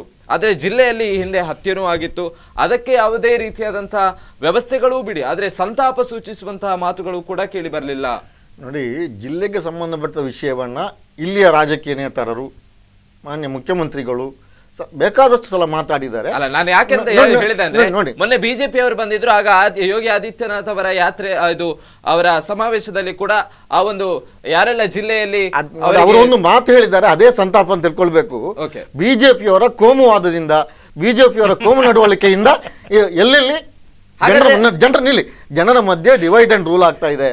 ಅದನ್ನು ನೀವು ಬಿಟ್ಟು ಬಿಡಿ. ಅದು ಶಾಂತಿ, ನಾವು ಒಗ್ಗಟ್ಟಾಗಿದ್ರೆ, ಶಾಂತಿಯಿಂದ ಇದ್ರೆ ಖಂಡಿತವಾಗಿ ದೇಶ ಒಳ್ಳೆದಾಗ್ತದೆ ಅಂತ ಹೇಳುವಂಥದ್ದನ್ನು, ಅದು ನಾವು ಯಾರು ಮೃತಪಟ್ಟಿದ್ದಾರೆ, ಯಾರು ಸಂಘ ಪರಿವಾರದ ಇಲ್ಲಿಯ ಕೋಮು ನಡವಳಿಕೆಯಿಂದ ಎಷ್ಟು ಕೊಲೆಗಳಾಗಿದೆ, ಯಾರು ಕೂಡ ನೋಡಿ ಒಂದೆರಡು ಏನೋ ಆಗಿರ್ಬೋದು, ಬಾಕಿ 90% ಕೊಲೆಗಳು ಸಂಘ ಪರಿವಾರದ ಒಂದು ಅವರೇ ಬೇರೆ ಮುಸ್ಲಿಂ ಅಂತ ತಿಳ್ಕೊಂಡು ಬೇರೆಯವ್ರನ್ನು ಕೊಂದದ್ದು. ಅವ್ರಿಗೆ ಏನು ಹೇಳಿದ್ರು ಅದು ನೋಡಿ. ರಾಹುಲ್ ಗಾಂಧಿ ಅವರು ಭೇಟಿ ನೀಡಿ ನೀವು ಕೂಡಿ ಬಾಳಿ, ಒಟ್ಟಿಗೆ ಸಮಾನತೆಯಿಂದ ಬಾಳಿ, ಕೋಮು ಪ್ರಚೋದನೆಯನ್ನು ಬಿಟ್ಟು ಬಿಡಿ, ಆವಾಗ ಸಮಾಜ ಉದ್ಧಾರ ಆಗ್ತದೆ, ರಾಷ್ಟ್ರ ಉದ್ಧಾರ ಆಗ್ತದೆ ಅಂತ ಹೇಳಿ ಅದನ್ನು ಅವರಿಗೆ ಹೇಳಿಕೊಟ್ಟು ಹೋಗಿ ಅದನ್ನು ಪಾಲಿಸಬೇಕಾದ್ದು ಅವರ ಧರ್ಮ ಅಷ್ಟೇ. ಹಾಗಾದ್ರೆ ಅದೇ ಮಾತನ್ನು ಮೋದಿ ಅವರು ಹೇಳಿದ್ರೆ ಹೇಳ್ತಾ ಇದ್ದಾರೆ. ಮೋದಿ ಅವರು ಹೇಳುದೊಂದು ಮಾಡುದು, ಅವ್ರು ನೋಡಿ ಹೇಳಲಿಕ್ಕೆ ಎಲ್ಲವೂ ಹೇಳ್ತಾರೆ ಚಂದ. ಈಗ ನಾನು ಹೇಳುವಂಥದ್ದು ಎಷ್ಟು 15 ಲಕ್ಷ ರೂಪಾಯಿ ಕೊಡ್ತೇನೆ ಅಂತ ಹೇಳುವಂಥದ್ದನ್ನು ಮತ್ತೆ ಹೇಳ್ತಾರೆ, ಅದು ಇದಕ್ಕಾಗಿ ಇಲೆಕ್ಷನ್ ಇದಕ್ಕಾಗಿ ಅದು ಜಾರಿಗೆ ತರಲಿಕ್ಕೆ ಆಗ್ತದೆ ಅಂತ ಹೇಳುವಂಥದ್ದು. ಸುಳ್ಳು ಹೇಳುವಂಥದ್ದನ್ನು ಕರಗತ ಮಾಡಿಕೊಂಡು ಅದನ್ನು ಪದೇ ಪದೇ ಹೇಳುವಂಥದ್ದು. ಈಗ ನೋಟು ಬ್ಯಾನ್ ಮಾಡಿದರು, ಮತ್ತು GST ತಂದರು. ಈಗ ಜನರೆಲ್ಲ ಎಷ್ಟು ಸಫರ್ ಆಗಿದೆ ಅಂತ ಹೇಳಿದರೆ, ಈಗ ಮೊನ್ನೆ ಇವರ ರಾಷ್ಟ್ರೀಯ ಅಧ್ಯಕ್ಷರು 2 ಸಲ ಬಂದರು ಮಂಗಳೂರಿಗೆ, ಜನ ಇಲ್ಲದೆ ಅವರು ಮುಖ ಮುಚ್ಚಿಕೊಂಡು ಹೋಗುವಂಥ ಪರಿಸ್ಥಿತಿ ಬಂತು. ಅದೇ ರಾಹುಲ್ ಗಾಂಧಿ ಬಂದರು, ಇಡೀ ಜನರು ಮಂಗಳೂರು ಜನರಿಂದ ತುಂಬಿ ತುಳುಕಿ ಅವರಿಗೆ ಒಂದು ಸ್ಪಷ್ಟ ಸಂದೇಶ ಕೊಟ್ಟಿತ್ತು, ನೀವು ತಪ್ಪು ಮಾಡ್ತಾ ಇದ್ದೀರಿ, ರಾಷ್ಟ್ರೀಯವಾಗಿ ತಪ್ಪು ಮಾಡಿದ್ದೀರಿ, ರಾಜ್ಯದಲ್ಲಿ ಮಾಡಿದ್ದೀರಿ, ಕರಾವಳಿಯಲ್ಲಿ ಮಾಡಿದ್ದೀರಿ, ನಿಮ್ಮನ್ನು ಜನ ಮೆಚ್ಚುವುದಿಲ್ಲ ಅಂತ ಸ್ಪಷ್ಟ ಸಂದೇಶ ನಿನ್ನೆ ಬಂತು. ಮತ್ತು ಮೊನ್ನೆ ಅವರ ರಾಷ್ಟ್ರೀಯ ಅಧ್ಯಕ್ಷ 2 ಸಲ ಬಂದಾಗ ಮುಖ ಮುಚ್ಚಿಕೊಂಡು ಹೋಗುವಂಥ, ಸೌಖ್ಯ ಇಲ್ಲ ಅಂತ ಹೇಳಿ ಸುಳ್ಳು ಹೇಳಿಕೊಂಡು ಮುಖ ಮುಚ್ಚಿಕೊಂಡು ಹೋಗುವಂಥ ಪರಿಸ್ಥಿತಿ ಬಂತು. ಇಲ್ಲಿ ಅವರಿಗೆ ಕಾರ್ಯಕ್ರಮ ಮಾಡಲಿಕ್ಕೆ ಆಗಲಿಲ್ಲ ಅಮಿತ್ ಶಾ ಅವರಿಗೆ. ಇನ್ನು ಆದಿತ್ಯನಾಥ್ ಬಂದರು, ಸುಳ್ಳು ಹೇಳಿದರು. ಈಗ ಉತ್ತರ ಪ್ರದೇಶದಲ್ಲಿ ಅವರೇ ವಿನ್ ಆದ. ಅದು ಅವರ ಪಕ್ಷದ ಒಳಗೆ ಇರುವಂತಹದ್ದು ಭಿನ್ನಾಭಿಪ್ರಾಯಗಳು, ಅದು ತಮ್ಮ ಪಕ್ಷಕ್ಕೆ ಬಿಟ್ಟದ್ದು. ಆದ್ರೆ ನಮಗೆ ಮುಖ್ಯವಾಗಿ ಬೇಕಾದದ್ದು ನಿನ್ನೆ ನಡೆದಂತಹ ಜನಾಶೀರ್ವಾದದಲ್ಲಿ ಏನಾಯ್ತು ಅನ್ನುವಂಥದ್ದು ಮುಖ್ಯವಾಗಿ. ಈಗ ನಾನು ಅವರಲ್ಲಿ ಕೂಡ ಅದೇ ಪ್ರಶ್ನೆಯನ್ನು ಕೇಳಿದೆ, ಜಿಲ್ಲೆಯಲ್ಲಿ ನಡೆದಂತಹ ಹತ್ಯೆ ಬಗ್ಗೆ ಯಾವುದೇ ರೀತಿಯಾದಂತಹ ಒಂದು ಪ್ರಸ್ತಾಪವನ್ನು ಮಾಡಲಿಲ್ಲ. ಹಾಗಾದ್ರೆ ಜಿಲ್ಲೆಯ ಜನತೆ ಬೇಡವಾ, ಜಿಲ್ಲೆಗೆ ಮಾತ್ರ ಭೇಟಿ ನೀಡಿ ಅಲ್ಲಿ ಇರುವಂತಹ ಮತಗಳನ್ನು ಕಬಳಿಸುವಂಥದ್ದು ಮಾತ್ರನಾ ಅಂತ ಹೇಳಿ ಯಾವ ಮುಖ ಉಳಿಸಿಕೊಂಡು ಅವರು ಮಾತುಗಳನ್ನು ಹೇಳ್ತಾರೆ? ಎಸ್, ಯಾಕಂದ್ರೆ ಇವು ದಕ್ಷಿಣ ಕನ್ನಡ ಜಿಲ್ಲೆಯಲ್ಲಿ ಶರತ್ ಮಡೆವಾಳ ಹತ್ಯೆ ಆಗಿರ್ಬೋದು, ದೀಪಕ್ ರಾವ್ ಹತ್ಯೆ ಆಗಿರ್ಬೋದು, ಅದು ರಾಜ್ಯದಲ್ಲಿ ಆಗಿರುವಂಥ ಪರೇಶ್ ಮಿಶ್ರಾ ಹತ್ಯೆ ಇರ್ಬೋದು, ರುದ್ರೇಶ್ ಹತ್ಯೆ ಇರ್ಬೋದು, ಶ್ರೀನಿವಾಸ್ ಹತ್ಯೆ ಇರ್ಬೋದು, ಅದೇ ಕುಟ್ಟಪ್ಪ ಹತ್ಯೆ ಇರ್ಬೋದು. ಆಗಿರುವ ಹಿಂದಿರುವ ಕಾರಣ, ಏಕೈಕ ಕಾರಣ ಅವರು ಹಿಂದೂ ಮತ್ತು ಹಿಂದೂ ಸಂಘಟನೆಯ ಕಾರ್ಯಕರ್ತರು ಅನ್ನುವ ಏಕೈಕ ಉದ್ದೇಶಕ್ಕೆ ಆಗಿರುವಂಥದ್ದು. ಹಳದಿ ಕನ್ನಡಕ್ಕೆ ಹಾಕಿದರೆಗೆ ಎಲ್ಲವೂ ಹಳದಿ ಕಾಣಬೇಕಾದಂಥದ್ದು ಪ್ರಕೃತಿ ಸಹಜವಾಗಿರುವಂಥದ್ದು. ಇವತ್ತು ಇರಾಕಿನ ಕೊಲೆ ಬಗ್ಗೆ ಕೂಡ, ಅಲ್ಲಿ ಆಗಿರುವಂತಹ ಐಸಿಸ್ ಕೊಲೆ ಬಗ್ಗೆ ಕೂಡ ಅವರು ಹೇಳಿದರು. ಐಸಿಸ್ ಅನ್ನು ಧಿಕ್ಕರಿಸುವಂತಹ ಹೇಳಿಕೆ ಕೊಡುವಂತಹ ಎದೆಗಾರಿಕೆ ಇಲ್ದಿರುವ ಮಂದಿ. ಇವತ್ತು ನಾನು ಒಂದು ಸಣ್ಣ ವಿಷಯವನ್ನು ನೆನಪಿಸಲಿಕ್ಕೆ ಇಷ್ಟಪಡ್ತೇನೆ. ಸಿದ್ದರಾಮಯ್ಯನವರು ದಕ್ಷಿಣ ಕನ್ನಡ ಜಿಲ್ಲೆ ಭೇಟಿ ನೀಡಿದಾಗ ಶರತ್ ಮಡಿಯಾಳವರ ಹತ್ಯೆ ಕೊಲೆ ಆಗಿತ್ತು, ಅವರು ಸಾವನ್ನು ಕಂಡಿದ್ರು. ಅದನ್ನು ಮುಚ್ಚಿ ಹಾಕಿ ಇವರ ಕಾರ್ಯಕ್ರಮಕ್ಕೋಸ್ಕರವಾಗಿ ಅದನ್ನು ಮುಚ್ಚಿಡುವಂತಹ ಹೇಯ ಕೃತ್ಯಗಳನ್ನು ಮಾಡಿರುವಂತಹದ್ದು ಯಾರು ಅನ್ನುವಂಥದ್ದು ಜಿಲ್ಲೆಯ ಪ್ರಜ್ಞಾವಂತ ನಾಗರಿಕರಿಗೆ ಗೊತ್ತು. ಅದೇ ರೀತಿಯಲ್ಲಿ ಅವರು ಮತ್ತೊಂದು ವಿಷಯಗಳನ್ನು ಉಲ್ಲೇಖ ಮಾಡಿದರು. ನರೇಂದ್ರ ಮೋದಿಯವರು ಒಂದು ನಿಮಿಷ, ನರೇಂದ್ರ ಮೋದಿ ಅವರ ಬಗ್ಗೆ, ಹೌದು, ನರೇಂದ್ರ ಮೋದಿ ಅವರ ಬಗ್ಗೆ ಅವರು ಒಂದು ಮಾತುಗಳನ್ನು ಹೇಳಿದರು. ಅಥವಾ ರಾಹುಲ್ ಅವರು ಬಂದಾಗ ಇಲ್ಲಿ ಇದು ರೋಡ್ ಶೋ ಬಗ್ಗೆ ಹೇಳಿದರು. ಅಮಿತ್ ಶಾ ಅವರು 2 ಸಾರಿ ಭೇಟಿಗಳನ್ನು ಕೊಟ್ಟರು. ಒಂದು ಪರಿವರ್ತನಾ ಯಾತ್ರೆಗೆ ಬಂದಿರುವಂತಹದ್ದು, ಇನ್ನೊಂದು ಸಂಘಟನೆಯ ಚಟುವಟಿಕೆಗಳಿಗೆ ಬಂದಿರುವಂತಹದ್ದು. ಆದರೆ ಯಾವುದೇ ಸಂದರ್ಭದಲ್ಲಿ ಕೂಡ ನಮ್ಮ ನಿರೀಕ್ಷೆಗಿಂತ ಕಡಿಮೆ ಜನ ಸೇರಿದ್ದೂ ಇಲ್ಲ ಮತ್ತು ಯಾವುದೇ ಕಾರ್ಯಕ್ರಮಗಳನ್ನು ನಾವು ಕ್ಯಾನ್ಸಲ್ ಮಾಡಿದ್ದೂ ಇಲ್ಲ. ಜಿಲ್ಲೆಯ ಜನತೆ ಗೊತ್ತು. ನಿನ್ನೆ ಪಡುಬಿದ್ರಿಯಲ್ಲಿ ರೋಡ್ ಶೋ ಯಾಕೆ ಕ್ಯಾನ್ಸಲ್ ಆಯಿತು ಅನ್ನುವಂತಾರೆ ಅವರ ಆಂತರಿಕ ವಿಚಾರ. ನಾನು ಅದಕ್ಕೆ ಬಾಯಿ ಹಾಕಲಿಕ್ಕೆ ಹೋಗುವುದಿಲ್ಲ ಅಂತ ಆ ಕೀಳು ಅಭಿರುಚಿಯ ರಾಜಕೀಯ ನಮ್ಮಲ್ಲಿ ಇಲ್ಲ. ಅದೇ ರೀತಿಯಲ್ಲಿ ಅಮಿತ್ ಶಾದವರು ಪ್ರತಿಯೊಂದು ಸಂದರ್ಭ ಅವರು ಸಂಘಟನೆಯ ವಿಷಯಗಳನ್ನು ಮಾತ್ರ ಮಾತಾಡಿದ್ದಾರೆ. ಅವರು ನಿನ್ನೆ ಬಂದಿರುವಂಥದ್ದು ಜನಾಶೀರ್ವಾದ ಯಾತ್ರೆಗೆ, ಅಮಿತ್ ಶಾ ಬಂದಿರುವಂಥ ಪರಿವರ್ತನಾ ಯಾತ್ರೆಗೆ, ಆದಿತ್ಯನಾಥ್ ಅವರು ಬಂದಿದ್ದು ಪರಿವರ್ತನಾ ಯಾತ್ರೆಗೆ. ಮತ್ತು ಆ ನಂತರ ಅಲ್ಲಿಯೂ ಕೂಡ ಉತ್ತರ ಪ್ರದೇಶದಲ್ಲಿ ಅವರು ಕಾಂಗ್ರೆಸ್ಸಿನ ನಾಯಕರು ಕೇಳಿದರು, ಆದಿತ್ಯನಾಥ್ ಅವರು ಅಲ್ಲಿ ಸೋಲು ಕಂಡ ನಂತರ ಇಲ್ಲಿ ಏನು ಹೇಳ್ತಾರೆ ಅಂತೇಳಿ. ಆದರೆ ಖಂಡಿತವಾಗಿಯೂ ನಮಗೆ ಅವರ ಬಗ್ಗೆ ಗೌರವ ಇದೆ ಮತ್ತು ಯಾಕೆ ಸೋಲಾಯಿತು ಅನ್ನುವಂಥ ವಿಶ್ಲೇಷಣೆ ಮಾಡುವಂಥ ಮತ್ತು ಆ ಪ್ರಜ್ಞಾವಂತಿಕೆ ನಮ್ಮಲ್ಲಿ ಇರೋದ್ರಿಂದ, ಅಲ್ಲಿ ಸೋತಿರುವಂತಹದ್ದು BSP SP ಒಟ್ಟಾಗಿರೋದ್ರಿಂದ, ನಮ್ಮ ಅತಿಯಾದ ಆತ್ಮವಿಶ್ವಾಸದಿಂದ ಅಲ್ಲಿ ಆಗಿರುವಂತಹದ್ದು. ಆದರೆ ರಾಹುಲ್ ಅವರ ಐತಿಹಾಸಿಕ ರಾಜ್ಯವಾಗಿರ್ತಕ್ಕಂತಹ, ಅವರದೇ ತವರು ರಾಜ್ಯವಾಗಿರ್ತಕ್ಕಂಥ ಉತ್ತರ ಪ್ರದೇಶದಲ್ಲಿ 2 ಕ್ಷೇತ್ರದಲ್ಲಿ ಇಡುಗಂಟು ಕಳ್ಕೊಂಡ್ರೂ ಕೂಡ ಇವತ್ತು ಕೂಡ ನಾವಿಲ್ಲಿ ಸ್ವಾಗತ ಮಾಡ್ತೇವೆ, ನಿಮ್ಮ ಬನ್ನಿ ಅಂತೇಳಿ. ಯಾಕಂದರೆ ಪ್ರಜಾಪ್ರಭುತ್ವ ವ್ಯವಸ್ಥೆಗೆ ನಾವು ಗೌರವವನ್ನು ಕೊಡ್ತೀವಿ. ತನ್ನ ಅಧಿಕಾರ ದಾಹಕ್ಕಾಗಿ ಪ್ರಜಾಪ್ರಭುತ್ವವನ್ನೇ ಕಳಂಕ ತಂದಿರುವಂತಹ ಪಕ್ಷ ಯಾವುದು ಅನ್ನುವಂಥದ್ದು ಪ್ರಜ್ಞಾವಂತ ನಾಗರಿಕ. ಮೊಹಮ್ಮದ್ ಹನೀಫ್ ಅವರು, ಈಗ ರಾಹುಲ್ ಗಾಂಧಿ ಅವರು ಹೇಳ್ತಾರೆ ಎಲ್ಲರೂ ಒಗ್ಗಟ್ಟಾಗಿ ಬದುಕೋಣ ಅಂತ, ಎಲ್ಲಾ ಜಾತಿ ಧರ್ಮದವರು ಬೇಕು ಅಂತ. ಆದ್ರೆ ಸಿದ್ದರಾಮಯ್ಯನವರು ಮಂಗಳೂರಿಗೆ ಯಾವುದೋ ಒಂದು ಕಾರ್ಯಕ್ರಮದ ಪಕ್ಷದ ಕಾರ್ಯಕ್ರಮವಾಗಿ ಭೇಟಿ ನೀಡುತ್ತಾರೆ. ಆ ಸಂದರ್ಭದಲ್ಲಿ ಜಿಲ್ಲೆಯಲ್ಲಿ ಹತ್ಯೆಗಳು ಕೂಡ ನಡೆದಿರ್ತದೆ. ಆದ್ರೆ ಆ ಸ್ಥಳಕ್ಕೆ ಭೇಟಿ ನೀಡುವುದಿಲ್ಲ, ಕೇವಲ ಪಕ್ಷದ ಕಾರ್ಯಕ್ರಮವಾಗಿ ಮಾತ್ರ ಸೀಮಿತವಾಗಿ ಪಾಲ್ಗೊಳ್ಳುತ್ತಾರೆ. ಅದು ಕೂಡ ಕೇವಲ ಇನ್ನೇನು 1 ಕಿಲೋಮೀಟರ್ ದೂರದಲ್ಲಿರುವಂತಹ ಮನೆಗೆ ಭೇಟಿ ನೀಡಿದಂತಹ ಸಿದ್ದರಾಮಯ್ಯನವರು. ಅಂದ್ರೆ ರಾಜ್ಯದ ಜನತೆ ಬಗ್ಗೆ ಕಾಳಜಿ ಇಲ್ವಾ? ಮರಣ ಆದಾಗ, ಬೇರೆಯವರಿಂದ ಬೇರೆ ವಿಷಯಕ್ಕೆ ಹತ್ಯೆ ಆದಾಗ ನಮ್ಮ ಪಕ್ಷದ ಕಾರ್ಯಕರ್ತರಂತ ಸುಳ್ಳು ಹೇಳಿಕೊಂಡು ಅದನ್ನು ನಮ್ಮ ಪಕ್ಷದ ಕಾರ್ಯಕರ್ತರದ್ದು ಹತ್ಯೆ ಆಗಿದೆ ಅಂತ ಬಿಜೆಪಿಗರು ಮೈ ಮೇಲೆ ಹಾಕಿಕೊಳ್ತಾರೆ. ಅದು ಬಿಜೆಪಿ ಅವರು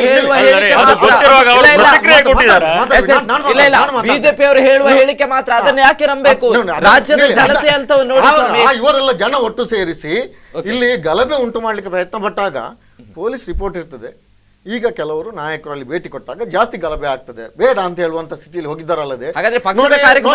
ನಾನು ಹೇಳ್ತೇನೆ, ಮಾನ್ಯ ಮುಖ್ಯಮಂತ್ರಿಯವರಿಗೆ ಇಲ್ಲಿ ಎಲ್ಲ ಪ್ರಜೆಗಳನ್ನ ಒಂದೇ ತಕ್ಕಡಿಯಲ್ಲಿ ಒಂದೇ ಸಮಾನವಾಗಿ ನೋಡಿದ್ದಾರೆ ಅವರು. ಯಾರಿಗೆ ಅನ್ಯಾಯ ಆಗಿದೆ ಆವಾಗ ಅನ್ಯಾಯ ಮಾಡಿದವರು ಯಾರಿದ್ದಾರೆ ಅವರಿಗೆ ಶಿಕ್ಷೆ ಕೊಡಿಸುವಂಥ ವ್ಯವಸ್ಥೆ ಮಾಡಿದ್ದಾರೆ. ಅದು ಬಿಟ್ಟು ಯಾರನ್ನು ಅದು BJPಯ ಫಾಲೋವರ್ಸ್, ಕಾಂಗ್ರೆಸ್ನ ಫಾಲೋವರ್ಸ್, ಬೇರೆಯವರು ಅದು ಏನಿಲ್ಲ. ಇಲ್ಲಿಯ ನಮ್ಮ ಮಾನ್ಯ ಸಿದ್ದರಾಮಯ್ಯರು ಎಲ್ಲರನ್ನು ಒಂದೇ ತಕ್ಕಡಿಯಲ್ಲಿ ಸಮಾನವಾಗಿ ನೋಡಿದ್ದಾರೆ. ಇದು ಅವರು ನೋಡ್ತಾ ಇಲ್ಲ. ಇದು ಅವರಿಗೀಗ ನೋಡಿ ಇನ್ನೊಂದು ಹೇಳ್ತೇನೆ. ಈಗ ಎಷ್ಟು ಕೊಲೆಗಳು ಆಗ್ತದೆ, ಒಂದು ಸಮಾರಂಭ ಇರ್ತದೆ, ಡಾಕ್ಟರ್ ಹೇಳ್ತಾರೆ ನಾವು 1 ದಿವಸ ಕಾದು ನೋಡುವ ಅಂತ, ಡಿಕ್ಲೇರ್ ಮಾಡ್ಲಿಕ್ಕೆ ಇವತ್ತು ಆಗ್ತಾ ಇಲ್ಲ ಅಂತ. ಇವರಿಗೇನು ಅದು ಗೊತ್ತಾಗೋದಿಲ್ವ? ಆ ಪ್ರೊಫೆಷನಲ್ ವಕೀಲರ ಪ್ರೊಫೆಷನ್ ನೋಡುವಾಗ ಇವರಿಗೆ ಡಾಕ್ಟರ್ ಪ್ರೊಫೆಷನ್, ಡಾಕ್ಟರ್ ಅಡ್ವೈಸನ್ನು ಧಿಕ್ಕರಿಸಿ ಏನಾದರೂ ಪೊಲೀಸರಿಗೆ ನಾಯಕರಿಗೆ ಮಾಡ್ಲಿಕ್ಕೆ ಆಗ್ತದ? ಇಲ್ಲ.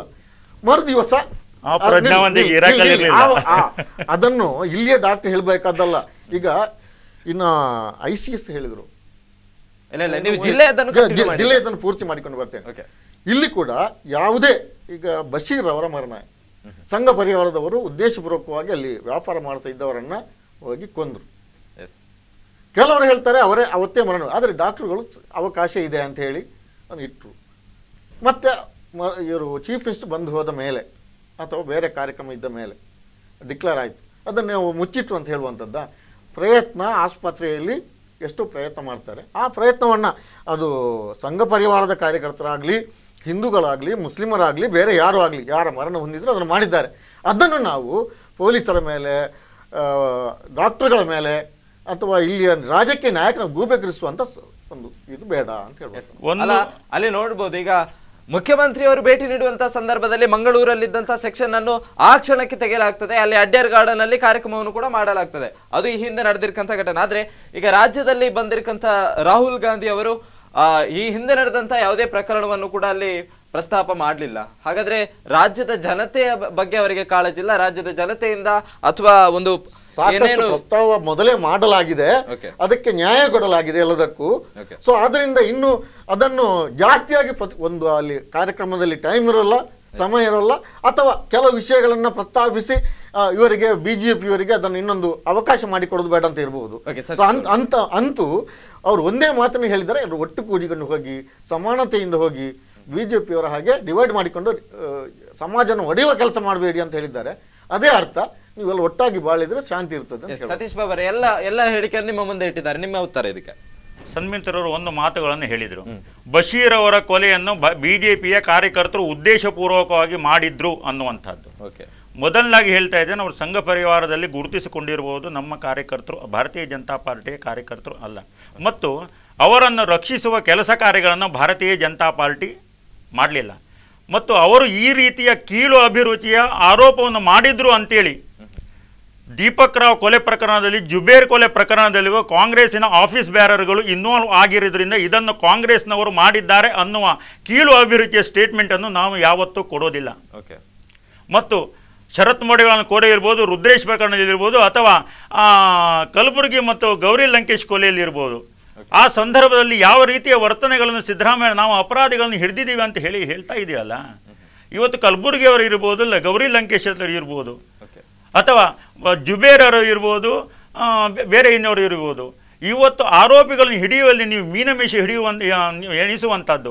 ಮತ್ತು ಭಾರತೀಯ ಜನತಾ ಪಾರ್ಟಿ ಕೋಮುವಾದ ಅಂತ ನೀವು ಹೇಳ್ತೀರಲ್ಲ, ಹಳಸೋರ ಶಬ್ದಗಳನ್ನು ಬಿಡಿ. ಯಾಕಂದರೆ ಕರ್ನಾಟಕ ರಾಜ್ಯದ ಜನತೆ ಪ್ರಜ್ಞಾವಂತರಾಗಿದ್ದಾರೆ. ನೀವು ಆ ಕೋಮುವಾದಿಗಳೊಂದಿಗೆ ಅಧಿಕಾರಕ್ಕಾಗಿ ಎಲ್ಲೆಲ್ಲಿ ಕೈ ಜೋಡಿಸಿದ್ದೀರಿ ಅನ್ನುವಂಥ ಮಾತು ರಾಜ್ಯದ ಜನತೆ ಗೊತ್ತು. ಆದ್ದರಿಂದ ನಿಮ್ಮ ಹಳಸಲು ಪದಪ್ರಯೋಗವನ್ನು ಬದಲು ಮಾಡಿಕೊಂಡ್ರೆ ಬಹುಶಃ ಕರ್ನಾಟಕದಲ್ಲಿ ನೀವು ವಿಪಕ್ಷವಾಗಿ ಇರಲಿಕ್ಕೆ ಸಾಧ್ಯ ಆಗ್ತದೆ. ಇಲ್ಲದೇ ಇದ್ದಲ್ಲಿ ಇವತ್ತು ಕರ್ನಾಟಕದಲ್ಲಿ ಮುಂದಿನ ಏನು ಹೋರಾಟಗಳು ಇರ್ತದೆ, ಚುನಾವಣೆಗಳು ಇರ್ತದೆ, ಜನತಾದಳ ಮತ್ತು ಭಾರತೀಯ ಜನತಾ ಪಾರ್ಟಿಗೆ ಇರ್ತದೆ ಹೊರತು ಇವತ್ತು ಯಾವ ರೀತಿಯಲ್ಲಿ ನೀವು ಇಡಗಂಟನ್ನು ಉತ್ತರ ಪ್ರದೇಶದಲ್ಲಿ ಕಳ್ಕೊಂಡಿದ್ದೀರೋ ಅದೇ ಪರಿಸ್ಥಿತಿ ಇವತ್ತು ಕರ್ನಾಟಕದಲ್ಲಿ ಬರ್ತದೆ. ಆದ್ದರಿಂದ ನಿಮ್ಮ ವಿಪಕ್ಷ ಆಗಿದ್ದು ಇರ್ಬೋದು, ಆಡಳಿತ ಪಕ್ಷವಾಗಿರ್ಬೋದು, ನಿಮ್ಮ ಜವಾಬ್ದಾರಿಯನ್ನು ಮರೆತು ಯಾವತ್ತೂ ರಾಜಕೀಯಕ್ಕಾಗಿ ನೀವು ಜನರನ್ನು ವಿಭಜಿಸುವ ಕೆಲಸ ಕಾರ್ಯಗಳನ್ನು ಮಾಡಬೇಡಿ. ಯಾಕಂತ ಹೇಳಿದರೆ ಇವತ್ತು ನೀವು ಮತೀಯ ಲಾಭಕ್ಕಾಗಿ ಇವತ್ತು ಲಿಂಗಾಯತ ವೀರಶೈವ ಮತವನ್ನು ಒಡೆದು ನೀವು ಇವತ್ತು ಆಡ್ತಾ ಇದ್ದೀರಿ. ಇವತ್ತು ನಿಮ್ಮಿಂದಲೇ ರಚನೆ ಆಗಿರ್ತಕ್ಕಂಥ ತ್ರಿಭಾಷಾ ಸೂತ್ರವನ್ನು ಜನತೆಯ ಭಾವನೆಗಳೊಂದಿಗೆ ರಾಜಕೀಯ ಲಾಭಕ್ಕಾಗಿ ಧಿಕ್ಕರಿಸಿಕೊಂಡು ನೀವು ತ್ರಿಭಾಷಾ ಸೂತ್ರಕ್ಕೆ ಧಿಕ್ಕರಿಸಿಕೊಂಡು ಕನ್ನಡದ ಬಗ್ಗೆ ಅಭಿಮಾನವನ್ನ ಜನರಲ್ಲಿ ಬಿತ್ತುತ್ತಾ ಇದ್ದೀರಿ. ಅದೇ ರೀತಿಯಲ್ಲಿ ಕನ್ನಡದ ಧ್ವಜದ ಬಗ್ಗೆ ಸಂವಿಧಾನವನ್ನೇ ಧಿಕ್ಕರಿಸಿಕೊಂಡು ನೀವು ಇವತ್ತು ಕನ್ನಡ ಧ್ವಜದ ಬಗ್ಗೆ ನೀವು ರಾಜಕೀಯವನ್ನು ಮಾಡ್ತಾ ಇದ್ದೀರಿ. ಕುಡಿಯುವ ನೀರಿನ ಬಗ್ಗೆ ನೀವು ಇವತ್ತು ರಾಜಕೀಯವನ್ನು ಮಾಡ್ತಾ ಇದ್ದೀರಿ.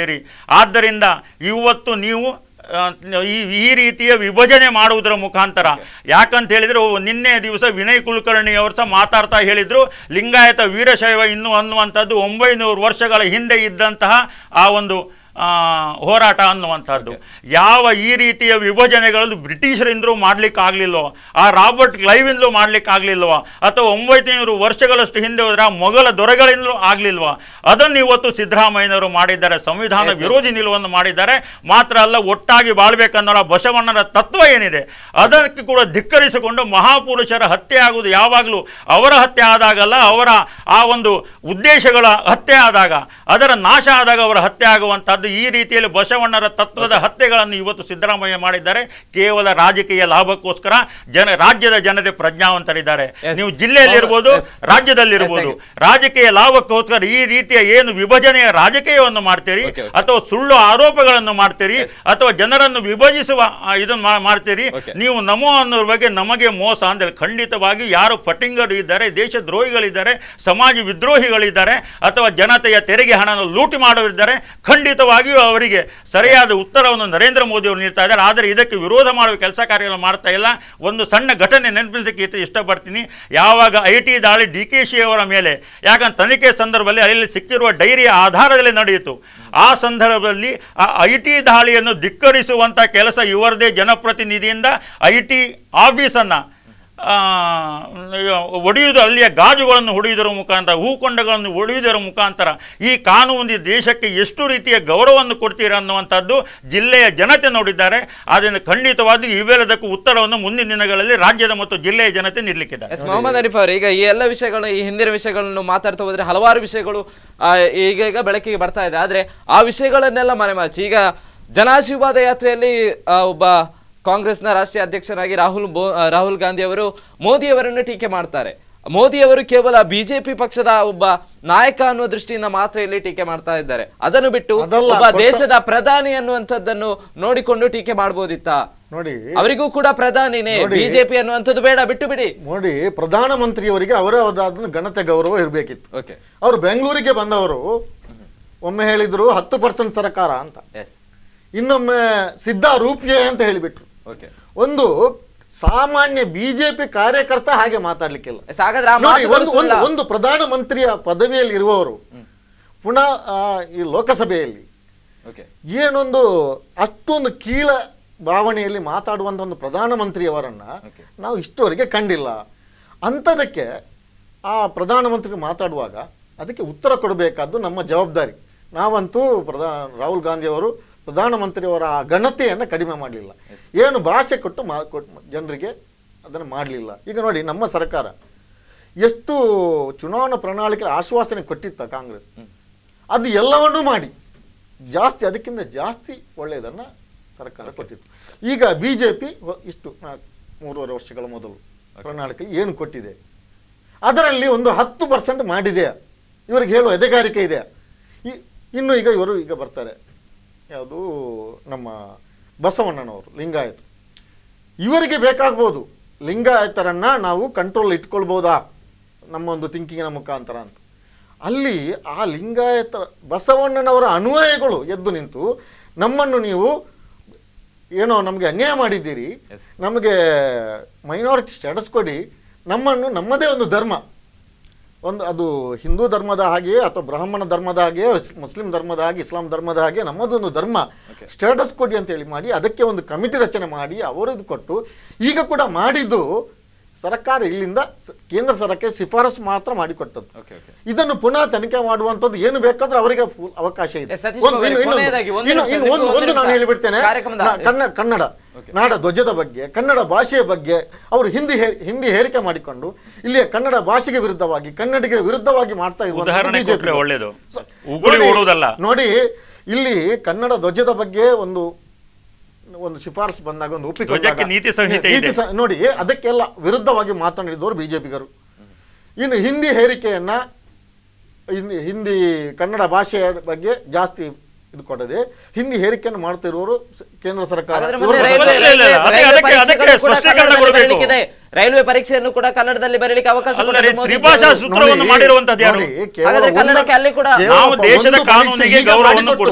ಲಾಂಗ್ ರನ್ ನಲ್ಲಿ ಕನ್ನಡವೇ ಇರಬಾರ್ದು ಅಂತ ಹೇಳುವಂತ ಒಂದು ಸ್ಥಿತಿಯನ್ನು ಇವರು ತಂದ್ರೆ ಅದನ್ನ ನಾವು ಹೇಗೆ ಒಪ್ಪಿಕೊಳ್ಳಿಕ್ಕೆ ಸಾಧ್ಯ ಇದೆ? ಇಲ್ಲಿ ಬಂದು ಖಾಲಿ ಒಂದೆರಡು ಕನ್ನಡ ಮಾತಾಡಿದ್ರೆ ಆಗುದಿಲ್ಲ. ಕನ್ನಡಕ್ಕೆ ಕನ್ನಡ ಬೆಳೆಯುವಂಥ ಉತ್ತೇಜನ ಕೊಡಬೇಕು, ಕನ್ನಡಿಗರಿಗೆ ಉದ್ಯೋಗ ಕೊಡಬೇಕು. ಬೇರೆ ಬೇರೆ ಸೆಂಟ್ರಲ್ ಗೌರ್ಮೆಂಟ್ನ ಇಲ್ಲಿ ಕಂಪನಿಗಳಿದೆ, ಅದರಲ್ಲಿ ಕನ್ನಡಿಗರಿಗೆ ಉದ್ಯೋಗ ಕೊಡ್ತಾ ಇದ್ದಾರೆ. ಹೇಳಿ. ಅಲ್ಲ, ನೀವು ರಾಹುಲಿಗೆ ಹೇಳ್ತಾ ಇದ್ದಾರೆ ಕನ್ನಡ ಎಲ್ಲರೂ ನೀವು ಹಿಂದಿ ಮಾತಾಡುವವರು ನಿಮ್ಮ ಮೈನ್. ಹಾಗೆ ಕನ್ನಡಿಗರ ಬಗ್ಗೆ ನೀವು ಒಂದು ಕೀಳರ ಮೇಲೆ ಮಾತಾಡಬೇಡಿ. ಯಾರು ಮಾತಾಡಿದ್ರು? ಈ ರೀತಿಯ ಸುಳ್ಳು ಹೇಳಿಕೊಂಡು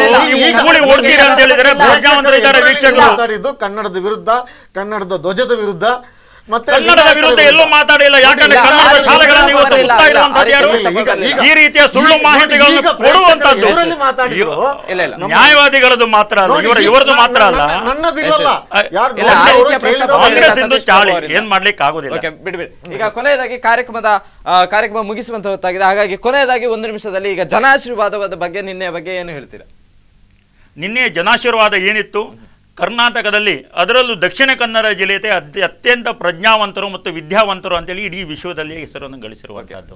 ಇವತ್ತು ಜಿಲ್ಲೆಯ ಜನತೆಗೆ ನಿನ್ನೆ ಬಂದಾಗ ಅವರು ಕೊಟ್ಟಿರುವಂಥ ಮಾಹಿತಿಗಳು ಅಥವಾ ಏನೇನು ಕರ್ನಾಟಕದ ಸಾಧನೆಗಳನ್ನು ತಿಳಿಪಡಿಸುವುದರ ಬದಲಾಗಿ, ಯಾಕಂದರೆ ಜನಾಶೀರ್ವಾದ ಅಂಥೇಳಿ ಹೇಳಿಕೆಯನ್ನು ಕೊಟ್ಟಿದ್ದರು. ಕರ್ನಾಟಕದ ಆ ಸಾಧನೆಗಳನ್ನು ಜನತೆಗೆ ನೀಡ್ತೀವಿ, ಅದರಿಂದ ಆಶೀರ್ವಾದ ಪಡಿತೀವಿ ಅಂತೇಳಿ ಹೇಳಿಕೆಗಳನ್ನು ಕೊಟ್ಟುಕೊಂಡು ನಿಂದೆ ಬಂದಿರುವಂಥದ್ದು. ಆದರೆ ಇಡೀ ಇದರಲ್ಲಿ ಲಕ್ಷಾಂತರ ಜನವನ್ನು ನಾವು ಸೇರ್ತೀವಿ ಅನ್ನುವಂಥ ಮಾತುಗಳನ್ನು ಕಾಂಗ್ರೆಸ್ನ ಮುಖಂಡರು ಹೇಳಿದರು. ಅಲ್ಲಿ ಎಷ್ಟು ಸಾವಿರ ಜನ ಇದ್ದರು ಅನ್ನುವಂಥದ್ದು ಜನತೆ ಗೊತ್ತು. ರೋಡ್ ಶೋಗಳು ಯಾಕೆ ಕ್ಯಾನ್ಸಲ್ ಆಯಿತು ಅನ್ನುವಂಥದ್ದು ಗೊತ್ತು. ಮತ್ತು ನಿನ್ನೆ ದಿವಸ ಮಂಗಳೂರಲ್ಲೂ ಸಹ ಅಷ್ಟು ವಿಳಂಬವಾಗಿ ಯಾಕೆ ಆಯಿತು ಅನ್ನುವಂಥದ್ದು ಪ್ರಜ್ಞಾವಂತ ನಾಗರಿಕರಿಗೆ ಗೊತ್ತು. ಮಾತ್ರ ಅಲ್ಲ, ಅನೇಕ ಯೋಜನೆಗಳು ಫೇಲ್ಯೂರ್ ಆಗ್ತವೆ ಅಂತ ಹೇಳಿದ್ರು. ಸ್ವಚ್ಛತಾ ಯೋಜನೆ ಫೇಲ್. ಇವತ್ತು ದೇಶದ ಸಣ್ಣ ಸಣ್ಣ ಮಕ್ಕಳಲ್ಲಿ ಕೂಡ ಸ್ವಚ್ಛತೆಯ ಬಗ್ಗೆ ಅರಿವು ಮೂಡ್ತಾ ಇದ್ರೆ, ನಿನ್ನೆ ದಿನ ಸ್ವಚ್ಛತೆಯ ವ್ಯವಸ್ಥೆ ಯಾವ ರೀತಿ ಇತ್ತು ಅನ್ನುವಂಥದ್ದು ಕೂಡ ಜನತೆ ಗಮನಿಸಿದ್ದಾರೆ. ಮಾತ್ರ ಅಲ್ಲ, ಕಾರ್ಯಕರ್ತರು ಕೂಡ ಯಾವ ರೀತಿಯಲ್ಲಿ ಪತ್ರಿಕಾ ಮಾಧ್ಯಮದವರಿಗೆ ಮೀಸಲಾಗಿರುವಂಥ ಕುರ್ಚಿಗಳನ್ನು ಆಕ್ರಮಿಸಿಕೊಂಡು ಅವರ ಮೇಲೆ ನೀರಿನ ಬಾಟಲ್ಗಳನ್ನು ಎಸೆದಿದೆ ಅನ್ನುವಂಥ ಮಾತುಗಳು ಇವತ್ತು ಮಾಧ್ಯಮಗಳಲ್ಲಿ ಬಂದಿದೆ. ಈ ರೀತಿಯ ವರ್ತನೆಗಳು ಸಹ ಯಾವ ರೀತಿ ಇದೆ ಅನ್ನುವಂಥದ್ದು ಜಿಲ್ಲೆಯ ಪ್ರಜ್ಞಾವಂತ ಜನತೆ ಗಮನಿಸಿದ್ದಾರೆ. ಆದ್ರಿಂದ ಕೇವಲ ಟೀಕೆಗಳ ಬದಲಾಗಿ ನಮ್ಮ ಸಾಧನೆಗಳನ್ನು ಹೇಳುವುದರ ಮುಖಾಂತರ, ಅಥವಾ ನಾವು ಅಧಿಕಾರದಲ್ಲಿರುವಾಗ ಏನೇನು ಮಾಡಿದ್ದೀವಿ, ಮುಂದೆ ಅಧಿಕಾರ ಬಂದರೆ ನಾವು ಏನು ಮಾಡ್ತೀವಿ ಅನ್ನುವಂಥ ಜವಾಬ್ದಾರಿಗಳನ್ನು ಹೇಳಿಕೆಯನ್ನು ನೀಡಿದರೆ ಅದು ಖಂಡಿತವಾಗಿ ಒಳ್ಳೆಯದಾಗ್ತದೆ. ಮೋದಿಯ ಬಗ್ಗೆ ಅವರ ಮಾತುಗಳನ್ನು ಹೇಳಿ, ಮೋದಿಯವರು 10% ಸರ್ಕಾರ ಖಂಡಿತವಾಗಿ ಬೇಜಾರಾಗಿರ್ಬೋದು, 30%. ಯಾಕಂದರೆ ಮೊಯ್ಲಿಯವರು ಅದನ್ನು ಹೇಳಿದ್ದಾರೆ, ಕಾಂಗ್ರೆಸ್ನ ಅನೇಕ ನಾಯಕರುಗಳು ಹೇಳಿದ್ದಾರೆ. ಆದರೆ ಒಂದು ಮಾತನ್ನು ನಾನು ಹೇಳಲಿಕ್ಕೆ ಇಷ್ಟಪಡ್ತೇನೆ. ನರೇಂದ್ರ ಮೋದಿಯವರನ್ನು ಕಾಂಗ್ರೆಸ್ಸಿನ ನಾಯಕರು ಸೋನಿಯಾದಿಂದ ಮೊದಲುಗೊಂಡು ಸಿದ್ದರಾಮಯ್ಯನವರೆಗೆ, ರೋಷನ್ ಬೇಗಿನವರೆಗೆ ಯಾವ ಶಬ್ದಗಳಿಂದ ಅವರನ್ನು ಸಂಬೋಧಿಸಿದ್ರು. ನರಹಂತಕ ಅಂತ ಹೇಳಿದ್ರು, ನರ ರಾಕ್ಷಸ ಅಂತ ಹೇಳಿದ್ರು. ಅದೇ ರೀತಿಯಲ್ಲಿ ರೋಷನ್ ಬೇಗ್ ಅವರ ಆ ಮಗ ಈ ಮಗ ಅನ್ನುವ ಕೆಟ್ಟ ಶಬ್ದಗಳಲ್ಲಿ ಬೈದ್ರು ಸಹ ಒಂದೇ ಒಂದು ಶಬ್ದಗಳಲ್ಲಿ ಅವರಿಗೆ ಮೋದಿಯವರು ಪ್ರತಿಕ್ರಿಯಿಸಲಿಲ್ಲ. ಅವರ ಆಡಳಿತ ವ್ಯವಸ್ಥೆಯನ್ನು ಮಾತ್ರ ಅವರು ಟೀಕಿಸಿದ್ರು ಹೊರತು, ಅಥವಾ ಜನರಿಗೆ ಆಗ್ತಾ ಇರುವಂತಹ ಅನ್ಯಾಯಗಳನ್ನು ಮಾತ್ರ ಅವರು ಟೀಕಿಸಿದ್ರು. ವ್ಯಕ್ತಿಗತ ಟೀಕೆಗಳನ್ನು ಖಂಡಿತವಾಗಿ ಅವರು ಮಾಡಲಿಲ್ಲ. ಅದೇ ರೀತಿಯಲ್ಲಿ ಅನೇಕ ಅವರು ಮೋದಿಯವರ ಶರ್ಟಿನ ಬಗ್ಗೆ, ಮೋದಿಯವರ ಪೆನ್ನಿನ ಬಗ್ಗೆ, ಮೋದಿಯವರ ಸೂಟಿನ ಬಗ್ಗೆ ಉಲ್ಲೇಖವನ್ನು ಮಾಡಿದ್ರೂ ಸಹ ಮೋದಿಯವರು ಎಲ್ಲಿಯೂ ಕೂಡ ಸಿದ್ದರಾಮಯ್ಯರ ವಾಚಿನ ಬಗ್ಗೆ ಇರ್ಬೋದು, ಅವರ ಬೇರೆ ಬೇರೆ ಕಿಕ್ ಬ್ಯಾಕ್ ಬಗ್ಗೆ ಎಲ್ಲೂ ಉಲ್ಲೇಖವನ್ನು ಮಾಡಲಿಲ್ಲ. ಯಾಕಂದರೆ ಜನ ಅನ್ನತೆ ಗಮನಿಸ್ತಾರೆ. ಮತ್ತು ಒಂದು ಅವರು ಸುಳ್ಳು ಮಾಹಿತಿ ಗೊತ್ತು, ಜನತೆಗೆ ಗೊತ್ತು. ಇವತ್ತು ಸಾಮಾಜಿಕ ಜಾಲತಾಣದ ಮುಖಾಂತರ ಇವತ್ತು ತುಂಬ ವೈಡ್ ಆಗಿ ಇವತ್ತು ವಿಜ್ಞಾನ ಬೆಳೆದಿದೆ. ಪ್ರತಿಯೊಬ್ಬರೂ ಕೂಡ ಮೋದಿಯವರ ಆ ವಿಷಯದಲ್ಲಿ ಅವರು ಆರ್ಟಿಐ ಮುಖಾಂತರ ಮಾಹಿತಿಗಳನ್ನು ಪಡ್ಕೊಂಡಿದ್ದಾರೆ. ಅನೇಕ ಸಾಮಾಜಿಕ ಜಾಲತಾಣಗಳಲ್ಲಿ ಅದರ ವಿಷಯಗಳು ಬಂದಿದೆ.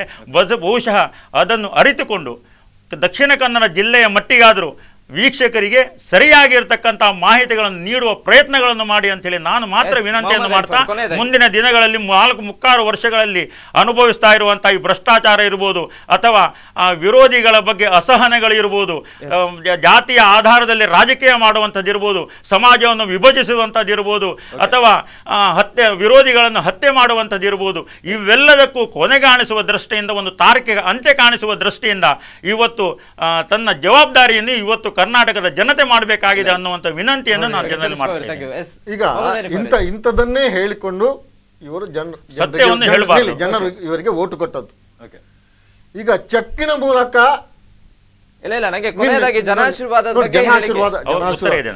ನೋಡಿ, ಚೆಕ್ಕಿನ ಮೂಲಕ ಭ್ರಷ್ಟಾಚಾರವನ್ನು ಮಾಡಿದ ಹಣ ಪಡೆದು ಇವರ ಮುಖ್ಯಮಂತ್ರಿಗಳು. ಒಂದು ಸರ್ಕಾರ ಬಂದಾಗ 3 ಮುಖ್ಯಮಂತ್ರಿಗಳನ್ನು ಕೊಟ್ಟವರು ಅವರು. ನಾವು ಆದರೆ 5 ವರ್ಷಕ್ಕೆ ಒಂದೇ ಮುಖ್ಯಮಂತ್ರಿ ಕೊಟ್ಟಿದ್ದೇವೆ. 5-6 ಉಪಮುಖ್ಯಮಂತ್ರಿ ಕೊಟ್ಟವರು, ಬೇರೆ ಬೇರೆ ಪ್ರಕರಣದಲ್ಲಿ ಸಿಲುಕಿ ಹಾಕಿಕೊಂಡವರು, ಸೊ ಇಂಥ ಒಂದು ಭ್ರಷ್ಟ ಸರ್ಕಾರವನ್ನು ಕಿತ್ತೊಗೆದು ಇಲ್ಲಿ ಕಾಂಗ್ರೆಸ್ ಸರ್ಕಾರವನ್ನು ತಂದು ಏನು ಹೇಳಿತು ಚುನಾವಣೆಯಲ್ಲಿ ಪ್ರಣಾಳಿಕೆಯನ್ನು ಕೊಟ್ಟಿತು, ಅದನ್ನು ಎಲ್ಲವನ್ನ ಮಾಡಿದ್ದು ಸಿದ್ದರಾಮಯ್ಯ ಸರ್ಕಾರ. ಅವರು 224 ಕ್ಷೇತ್ರಗಳಲ್ಲಿ ಕೂಡ ಸುತ್ತಾಡಿ ನಮ್ಮ ಸರ್ಕಾರ ಏನು ಮಾಡಿದೆ, ಹಿಂದಿನ ಬಿಜೆಪಿ ಸರ್ಕಾರ ಅವರ ಮಂತ್ರಿಗಳು ಏನು ಮಾಡಿದ್ದಾರೆ, ಎಲ್ಲವನ್ನು ಕೂಡ ಸಿದ್ದರಾಮಯ್ಯರು ಅವರ ಮಂತ್ರಿಗಳು ಎಲ್ಲ ಸುತ್ತಾಡಿಕೊಂಡು ಬಂದು ಎಲ್ಲ ಹೇಳಿದ್ದಾರೆ. ಈಗ ಇದು ಚುನಾವಣಾ ಪೂರ್ವ ಒಂದು ಜನ ಆಶೀರ್ವಾದ ಯಾತ್ರೆ.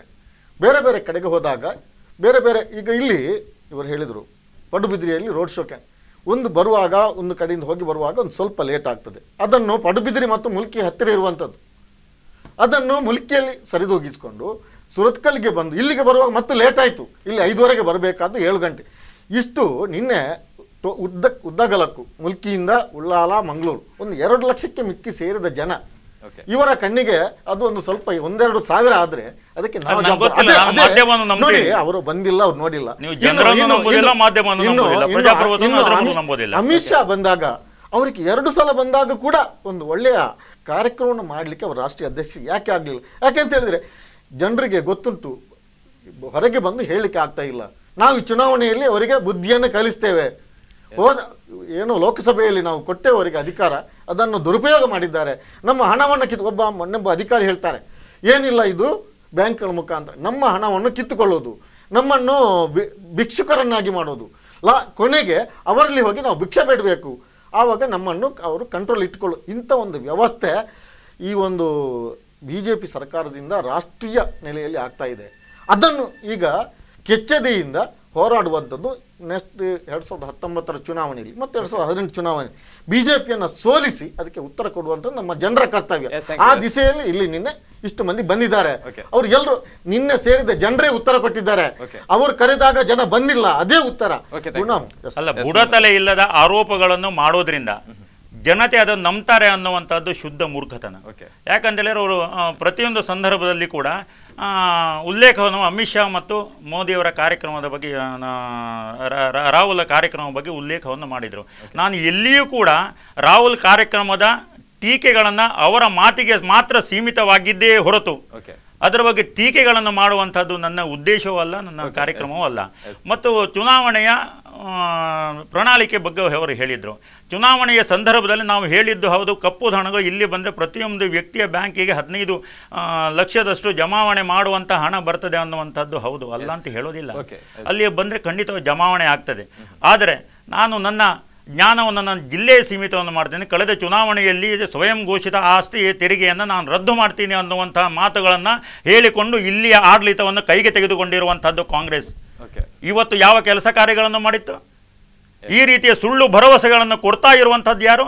ಅದೇ ರೀತಿಯಲ್ಲಿ ದಕ್ಷಿಣ ಕನ್ನಡ ಜಿಲ್ಲೆಯಲ್ಲಿ ಇವತ್ತು 7 ಶಾಸಕರು, 2-3 ಸಚಿವರುಗಳು, ವಿಧಾನ ಪರಿಷತ್ ಸದಸ್ಯರು ಇದ್ದರೂ ಸಹ ಇವತ್ತು ಮಂಗಳೂರಿನಲ್ಲಿ ಯಾವ ಸ್ಥಿತಿ ಇದೆ, ಜಿಲ್ಲೆಯಲ್ಲಿ ಯಾವ ಸ್ಥಿತಿ ಇದೆ, ಯಾವ ಅಭಿವೃದ್ಧಿಗಳು ಆಗ್ತಾ ಇದೆ? ಭಾರತೀಯ ಜನತಾ ಪಾರ್ಟಿ ಆಡಳಿತ ಸಂದರ್ಭದಲ್ಲಿ 18 ರಸ್ತೆಗಳು ಕಾಂಕ್ರೀಟೀಕರಣಗೊಂಡರೂ ಒಂದು ರಸ್ತೆಗೆ ಫುಟ್ಪಾತ್ ಮತ್ತು ಚರಂಡಿಯನ್ನು ಮಾಡುವಂತಹ ಯೋಗ್ಯತೆ ಇವತ್ತು ಕಾಂಗ್ರೆಸ್ ನಾಯಕರಿಗಿಲ್ಲ. ಮಾತ್ರ ಅಲ್ಲ, ಇವರದೇ ಆ ಕೋರ್ಟಿನ ಕಟ್ಟಡವನ್ನು 32 ಲಕ್ಷದ ನೀಡಿಕೊಂಡು ಯಡಿಯೂರಪ್ಪನವರು ಅಲ್ಲಿ ಆ ಕಟ್ಟಡವನ್ನು ಕಟ್ಟಿದ್ದಾರೆ. 4.25 ವರ್ಷಗಳಲ್ಲಿ ಅಲ್ಲಿ ರಸ್ತೆಗಳನ್ನು ಮಾಡ್ಲಿಕ್ಕೆ ಇವರಿಗೆ ಯೋಗ್ಯತೆ ಇಲ್ಲ. ಮಾತ್ರ ಅಲ್ಲ, ಅದೇ ರೀತಿಯಲ್ಲಿ ಕುಡಿಯುವ ನೀರಿನ ಬಗ್ಗೆ ವೆಂಟೇಜ್ ಡ್ಯಾಮ್ಗಳನ್ನು ಮಾಡುವ ಬಗ್ಗೆ, ಸಂಗ್ರಹಗಳನ್ನು ಮಾಡುವುದರ ಬಗ್ಗೆ ಯಡಿಯೂರಪ್ಪನವರು ಮಾಡಿ ಇವತ್ತು 24x7 ನೀರು ಕೊಡುವ ಇವತ್ತು ಸಾಧ್ಯತೆಗಳು ಇವತ್ತು ಆಡಳಿತಕ್ಕಿಲ್ಲ. ಈ ರೀತಿಯಲ್ಲಿ ಜನತೆಯ ಒಳ್ಳು ಆಶ್ವಾಸನೆಗಳನ್ನು ಕೊಟ್ಟು ವಿರೋಧಿಗಳನ್ನು ಟೀಕಿಸುವುದರಲ್ಲೇ ನೀವು ದಿನ ಕಳಿತೀರ ಅಂತೇಳಿ ಆದ್ರೆ ಮುಂದಿನ ದಿನಗಳಲ್ಲಿ ನೀವು ವಿಪಕ್ಷಕ್ಕೂ ನಾಲಾಯಕ ಅನ್ನುವಂಥದ್ದು ಪ್ರಜ್ಞಾವಂತ ಜನತೆ ತೋರಿಸ್ತಾರೆ. ಅದರಿಂದ ಜವಾಬ್ದಾರಿಯುತ ಪ್ರಜಾಪ್ರಭುತ್ವದಲ್ಲಿ ಕಾರ್ಯನಿರ್ವಹಣೆ. ಮೊಹಮ್ಮದ್ ಅರೀಫ್ ಮತ್ತು ಸತೀಶ್ ಪ್ರಭು ಅವರು ಈಗ ಬಿಜೆಪಿಯ ಪರವಾಗಿ ಸತೀಶ್ ಪ್ರಭು ಅವರು ಹಲವಾರು ರೀತಿಯಾದಂತಹ ಉತ್ತರವನ್ನು ಕೊಟ್ಟರು. ಅದೇ ರೀತಿಯಾಗಿ ಪ್ರತ್ಯುತ್ತರವಾಗಿ ಕಾಂಗ್ರೆಸ್ನ ಪರವಾಗಿ ಮೊಹಮ್ಮದ್ ಅನೀಫ್ ಅವರು ಕೂಡ ಈ ಕಾರ್ಯಕ್ರಮದಲ್ಲಿ ನೇರವಾದ ಉತ್ತರವನ್ನೇ ನೀಡಿದ್ದಾರೆ.